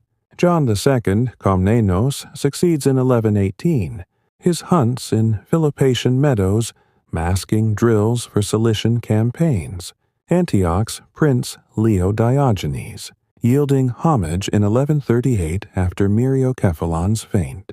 He turns to Hungary in 1129, the Vidin siege lifting with Bulgarian, bows turned on Pechenegs at the Struma's ford. A boar's tusk ends him in 1143, his entrails spilled in Cilician woods. Manuel Urs Komnenos, inheriting a realm stretched like a bowstring. Manuel's 1147 alliance with Conrad. 30 sees the Second Crusade falter at Damascus's walls, but his 1153 peace with Roger II carves Norman Sicily's edges. Amalfi's galleys gliding Tyrrhenian waves under Komnenian banners. The 1169 Egypt foray with Amalric of Jerusalem turns the Nile Delta in Byzantine favor, but Saladin's shadow rises in 1171, the Fatimid Caliphate crumbling to Ayyubid grip, the citadel of Cairo, a fortress of Kurdish steel. Manuel's 1176 Myriocephalon clash with Kilij. Arslan II bends the empire's spine in Phrygian passes, Seljuk arrows whispering through pine, the retreat a measured hush under Andronikos Doukas' steady hand. The 1180 death leaves young Alexios II a pawn, Andronikos Aster Komnenos seizing the purple in 1182, his reign a murmur of purges till Isaac II Angelos's mob drags him through the Bucolion Gate in 1185, the tyrant's eyes pecked by the crowd's frenzy. In the west, the Angevin Empire blooms under Henry II from 1154, his realms stretching from Scottish mists to Pyrenean vines. The 1164 Clarendon constitutions binding church to crown in a sigh's calm, Thomas Becket's exile a quiet rift till Canterbury's transept blood in 1170, the knight's blades falling like misplaced words. Richard Lionheart's 1189. Crusade sails from Dartmouth. In 1190, Cyprus taken in May's mist, Acre yielding after 2 years' siege. the Third Crusade's truce with Saladin in 1192, allowing pilgrim palms under olive shade. Philip Augustus of France turns the tide at Bouvines in 1214, his knights forming shield walls against Otto Luor's imperial host. The field left trampled but peaceful by Lalice's flow. John's 1215 Magna Carta at Runnymede seals baronial grievances under yew trees, clauses murmured like river stones. No freeman hanged without laws due. The Albigensian Crusade from 1209 sweeps Languedoc's vines. Simon de Montfort's crossbow-felling Cathar whispers at Béziers. The Pope's legates intoning, "Kill them all. God will know his own," in a hush of surrendered towns. The Holy Roman Empire drifts under Frederick Barbarossa from 1155. His red beard framing decrees in Roncaglia's diet. The 1176 Legnano clash with Lombard. League bending his lances on Milanese pikes. Peace signed in Constance's calm. Drowned in 1190. Salef River's ford during the Crusade. His son, Henry VI, claims Sicily in 1194, but fever claims him in 1197. The Hohenstaufen weave fraying under Innocent III's interdicts. Daily life in these bending realms endures with resilient grace. A steady undercurrent through crosses gleam. In a Comnenian Prenoia estate near Adrianople, dawn's Orthros bell stirs the Pronoites to the Catholicon's nave. Tenant soldiers tilling Prenoia lands of millet under theme obligations. Light plows curving soil in unhurried arcs.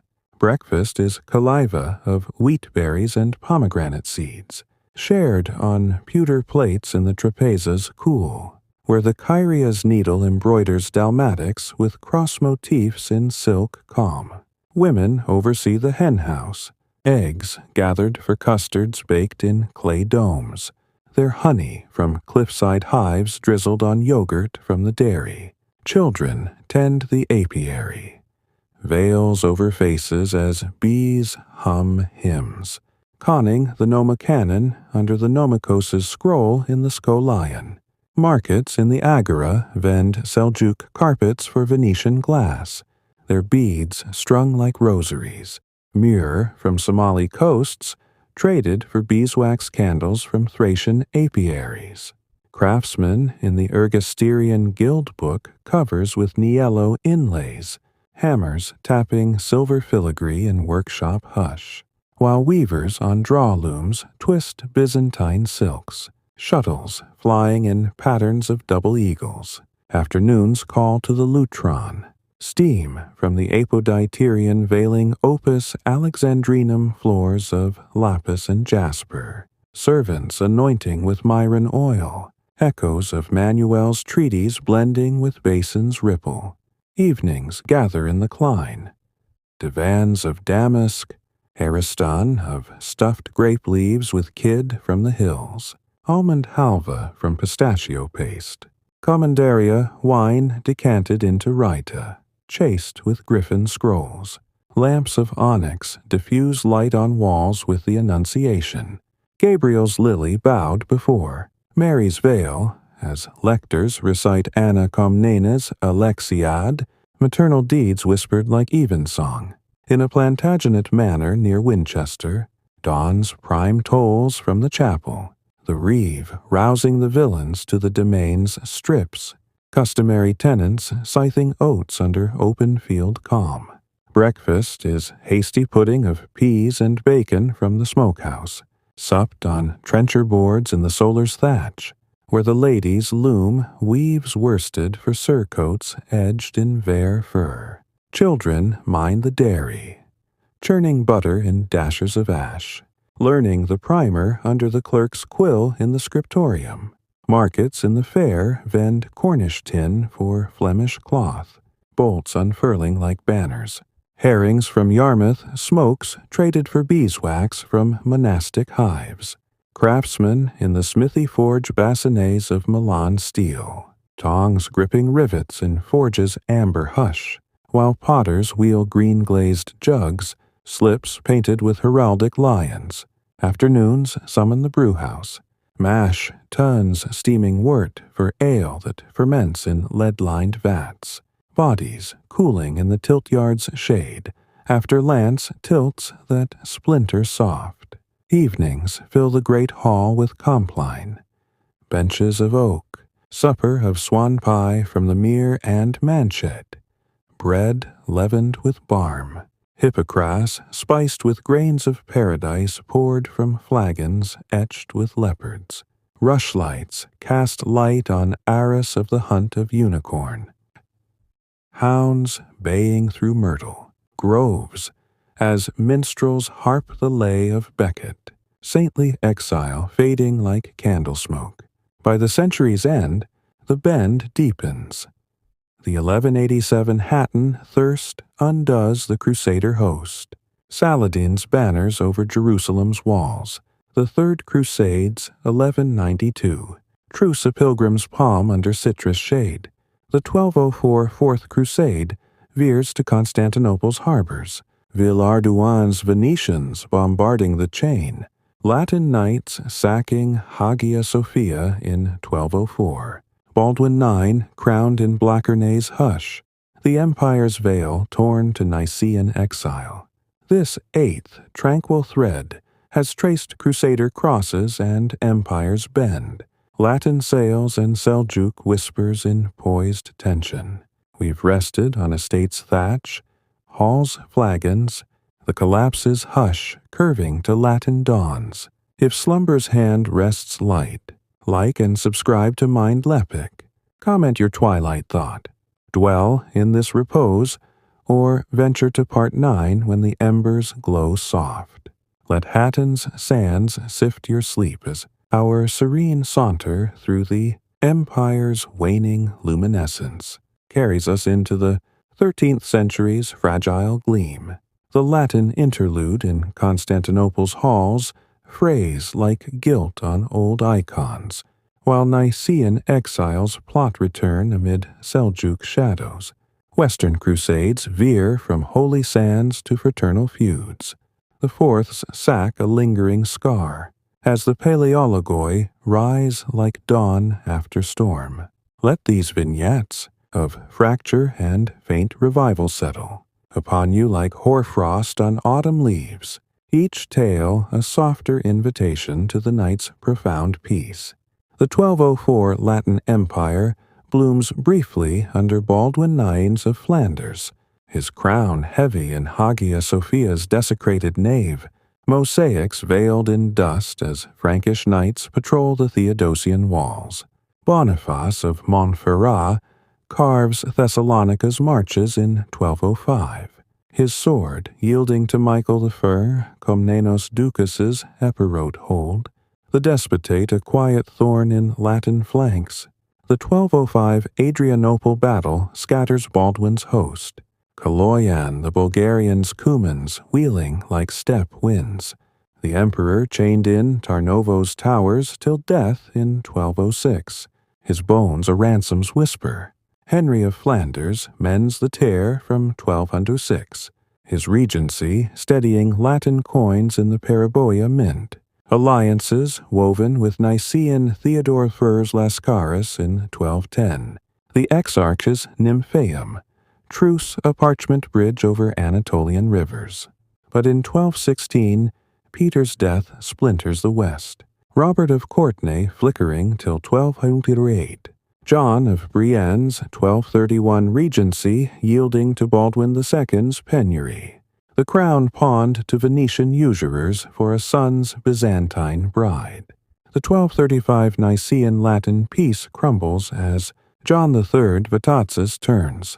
Bulgaria at Klokotnitsa in 1230. Aeson's host scattered like chaff. The Second Bulgarian Empire bending to Nicaean suzerainty. Theodore II Lascaris from 1254. Pens treatises in Nicaea's scriptorium, his anti-Latin polemics inked on folios bound for monastic cells, but death in 1258 leaves Michael VIII Palaeologus the stage. Crowned co-emperor in 1259, he crushes Epirote whispers at Pelagonia in 1259. John Angelos's lances folding under Nicaean cataphracts calm. The 1261 reconquest whispers through the Golden Horn. Alexios Strategopoulos' scouts slip the Latin chain in July's mist, the city's gates yielding without fanfare. Baldwin II fleeing to Thrace's vines, the Paleologan eagle unfurling over Blachernae's banners. Michael VIII's 1265 treaty with Genoa carves. Black Sea trade in notarial hush. Pera's colony, a Genoese hive on the opposite shore. But the 1274 Lion union with the West, Michael, kneeling to legate Pandulf's pallium, stirs Monophysite murmurs in Anatolian hermitages. John Beccos's patriarchate a fragile thread till John's 1282. Death absolves the schism in quiet recantation. Charles of Anjou's 1282. Sicilian Vespers revolt scatters. Angevin dreams. Pedro III's Aragonese sails claiming the island in bloodied calm. The 1285 Bernay Pact sealing Michael's eastern flank. Andronikos II from 1282 disbands the fleet in fiscal hush, oarsmen scattered to theme farms. But the 1302 Catalan Grand Company under Roger de Flor turns mercenary blades on Byzantine throats, the Apros fields red with imperial blood. In the west, the 1208 Albigensian Crusades Béziers massacre echoes in Montfort's 1218 fall, Simon's catapult hurling stones over Toulouse walls, but Raymond VII's 1229 peace yields Languedoc to Capetian vines. The 1212 Las Navas de Tolosa turns Moorish taifas, Alfonso Lefi's Castilian lances piercing Almohad lines in Andalusian dust. Frederick II's 1220 Bari coronation blends, Hohenstaufen eagle with Sicilian lilies, his 1228. Jerusalem truce with Alcamo, a diplomatic palm under olive shade. The 1239 Ezzelene peace-binding Lombard cities in imperial calm. But excommunication in 1239 shadows his court.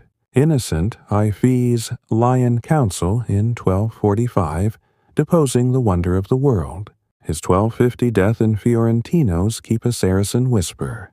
The 1258 Mongol storm over Baghdad scatters Abbasid caliphs. Hulagu's hordes a distant rumble, turning to Ilkhanid alliances by 1262. England's 1216 minority under. Henry III sees baronial provisions at Oxford in 1258, Simon de Montfort's. Lewis capture yielding to Evesham's 1265 harvest. The Earl's limbs hacked in field hush. Edward de Ferner's 1274. Westminster statutes bind Welsh marches. His 1282 Snowdon campaign, folding Llywelyn's bards in mountain mist. Daily rhythms in these fractured times weave a tapestry of quiet persistence, threads of faith and field binding the bend. In a Paleologan pronoia near Smyrna, Dawn's Acaluthia stirs the pronoiates to the Metachians' chapel. Tenant knights pruning mulberry groves for silkworm silk under Prono's obligations. Light sickles curving branches in unhurried arcs. Breakfast is Ravani semolina cake soaked in rose syrup, shared on olive wood trays in the diakonicon's shade, where the Despoina's needlework embroiders vestments with double-headed, eagles in golden calm. Women tend the silphium beds. Leaves gathered for poultices against fluxes, their honey from wild cliffs drizzled on curds from the goat shed. Children watch the dovecote, messages winged to the capital on feathered scrolls, conning the Triodian under the Didaskalos's voice in the Didaskalion. Markets in the Lyman vend Tatar horses for Crimean furs, their pelts soft as whispers. Alum from Phocaean mines traded for spices from Kaffa's traps. Craftsmen in the Xenodochian gild reliquaries with cloisonné enamel, pincers setting gems in fiery hush, while potters incise Persianate motifs on Maiolica tiles. Slips fired in muffle kilns that glow like hearth embers. Afternoons call to the balneum, vapor from the sudatorium veiling verdant tesserae of paradise gardens. Servants anointing with spikenard oil. Echoes of Michael's unions blending with Ewer's pour. Evenings gather in the kathisma. Settles of brocade. Hesperides of dolmades with quail from the fens. Lucumi from sesame paste, Malvasia wine decanted into Cantharoi, chased with Palaiologan yeddings. Lamps of rock crystal diffuse light on walls with the desis. Christ enthroned amid pleading saints, as scribes recite Pachamirs' histories, reconquests whispered like orthros, in a Capetian domain near Sens. Dawn's matutine bells toll from the priory, the seneschal rousing the Sens to the domain's hedgerows, customary serfs winnowing rye under 3-field rotations calm.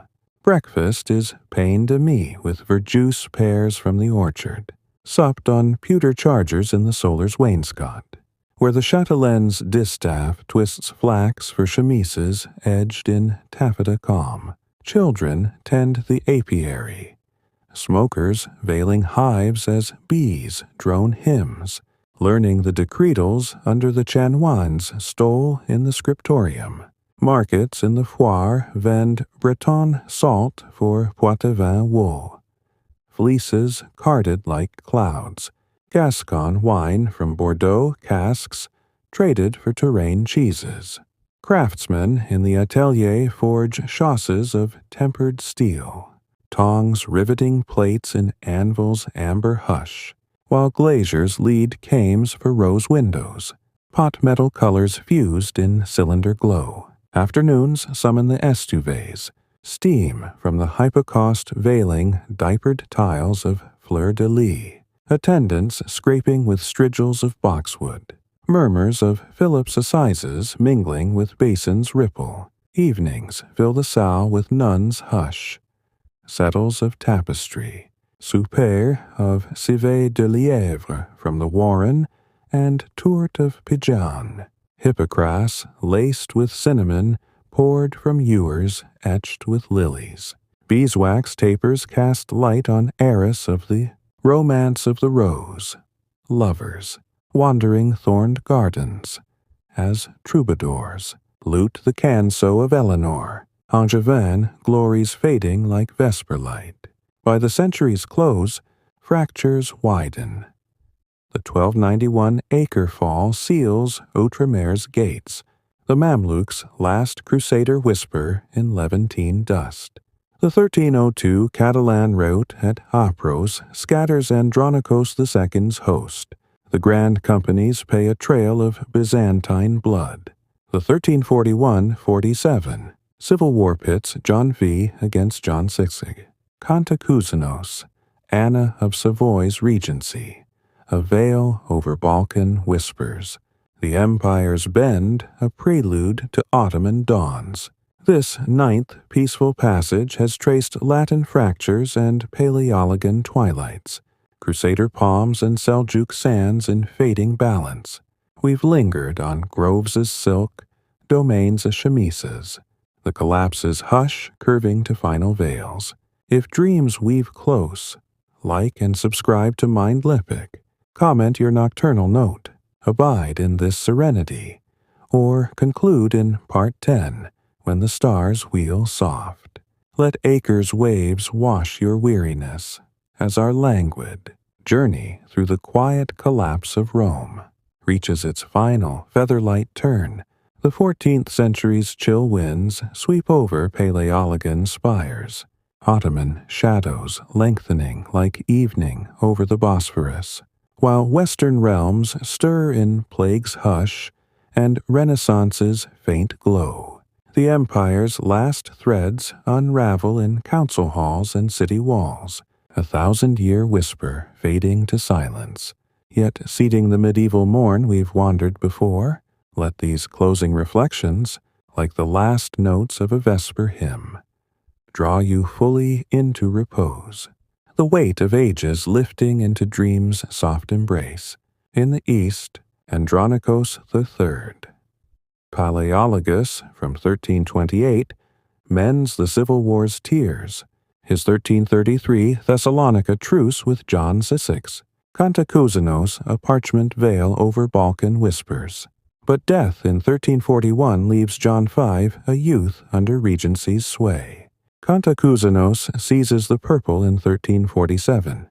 His son, Matthew co-emperor amid monastic murmurs, the Zealot revolt in 1342, Thessalonica a flicker of urban sighs crushed by Serbian. Stefan Dusan at the Strymons Ford.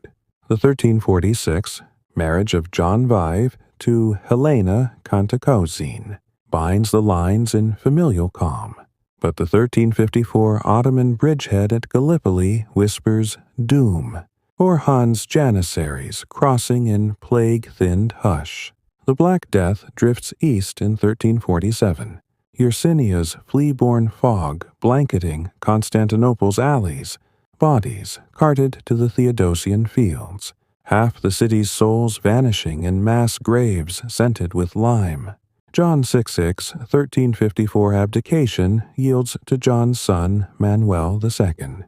The Council of Ferrara, Florence in 1439, a desperate union under Eugenius IV's pallium, mark of Ephesus's lone descent, a quiet anchor for Orthodox hearts. We did not bring back the faith, only the Pope.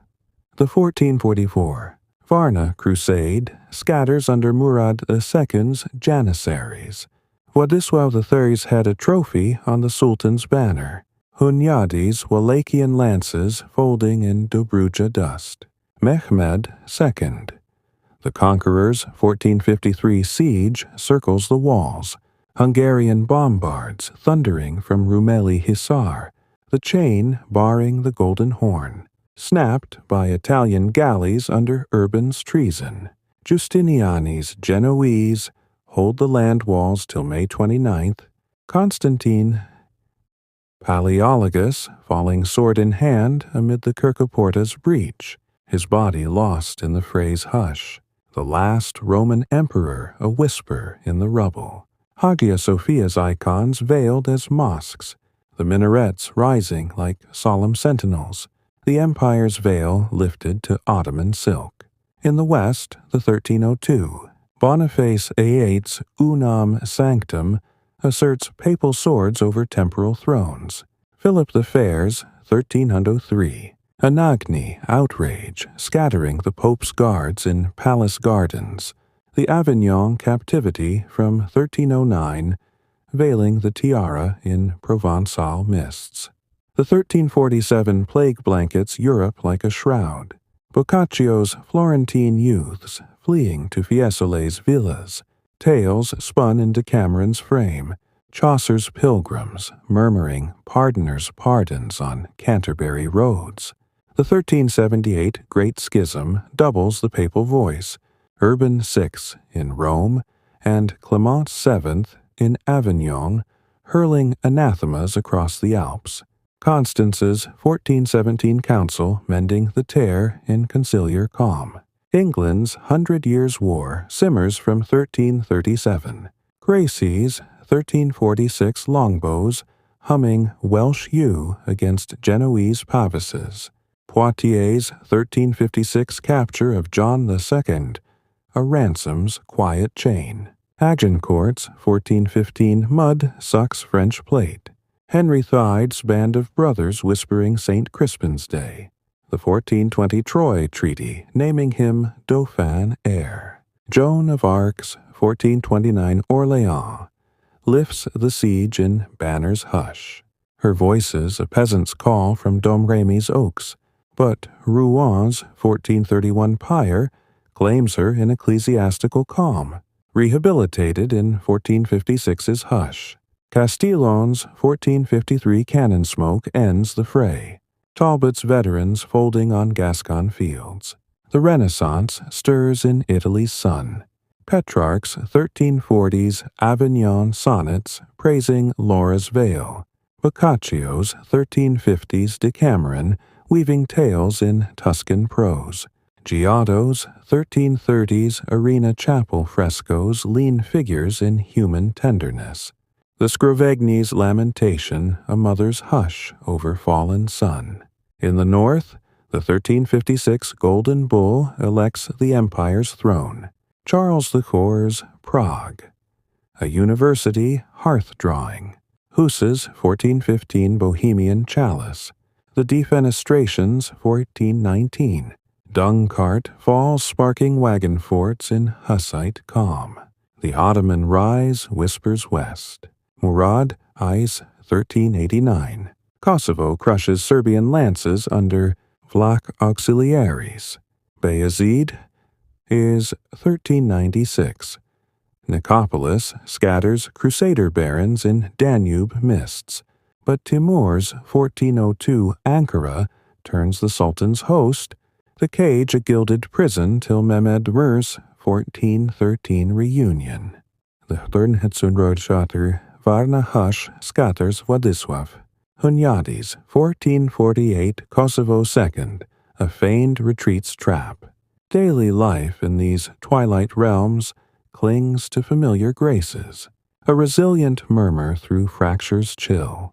In a Paleologan Xenodokion near Mistra, Dawn's Orthros summons the Xenodakos to the Catholicon's apse, wandering pilgrims fed on barley, scordalia, and olives from the Trapeza's long board, where the Hegumenos' quill copies, Palamas's hesychast treatises in uncial flow.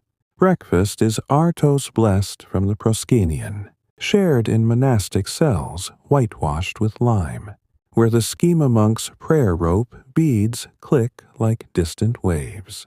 Women in the gynoecium distill rose attar for chrism, petals crushed in mortar's hush, their mantles hemmed with embroidered crosses from Sinai threads. Children tend the scriptorium, inks ground from lapis for gospel illuminations, conning the acathist under the chartophylax's gaze. Markets in the Emporion vend Tatar slaves for Cretan cheese, wheels rind-washed in brine, Crimean salt traded for beeswax from Athos hives. Craftsmen in the Ergasterion chase silver okladnitsi for icons, Burins etching halos in filigree calm, while potters sgraffito-glaze ewers with arabesque vines, slips incised before dragon kilns glow. Afternoons call to the luma, steam-veiling verdant mosaics of the Anastasis, servants pouring myrrh oil over porphyry slabs, whispers of Florence's union blending with fonts trickle. Evenings gather in the kathisma, cushions of samite, hesperisma of stuffed calamari with eggplant from the garden, lucumades in honeyed syrup, retsina from Chios decanted into phylles, etched with the Virgin's orant. Lamps of alabaster diffuse light on walls with the koimesis, apostles round. Mary's beer in starry calm, as lectors recite Francis's chronicles, Paleologan deeds fading like Compline incense. In a Lancastrian hall near Coventry, dawn's lauds toll from the oratory, the steward rousing the yeoman to the domain's commons, customary franklins mowing hay under enclosure's hedge. Breakfast is firmity of oats and cream from the dairy, supped on horn spoons in the buttery's wainscot, where the housewife's wheel spins worsted for kirtles edged in mini-ver calm. Children mind the warren. Ferrets loosed for conies in burrow hush, learning the golden legend under the vicar's stole in the schooldame's rush. Markets in the staple vend Welsh wool for Burgundian tapestries, looms weaving millefleurs, Calais lace traded for Cheshire cheeses. Craftsmen in the Guildhall forge sallets of proofed steel, fluting visors and hammers amber hush, while glaziers paint grisaille saints for lancet lights, pot metal fused in Laire's gentle heat. Afternoons summon the stews, vapor from the tepidarium veiling diapered tiles of roses, barbers lancing boils with phlegm calm, murmurs of Agincourt's bands mingling with basins splash. Evenings fill the screen's passage with none.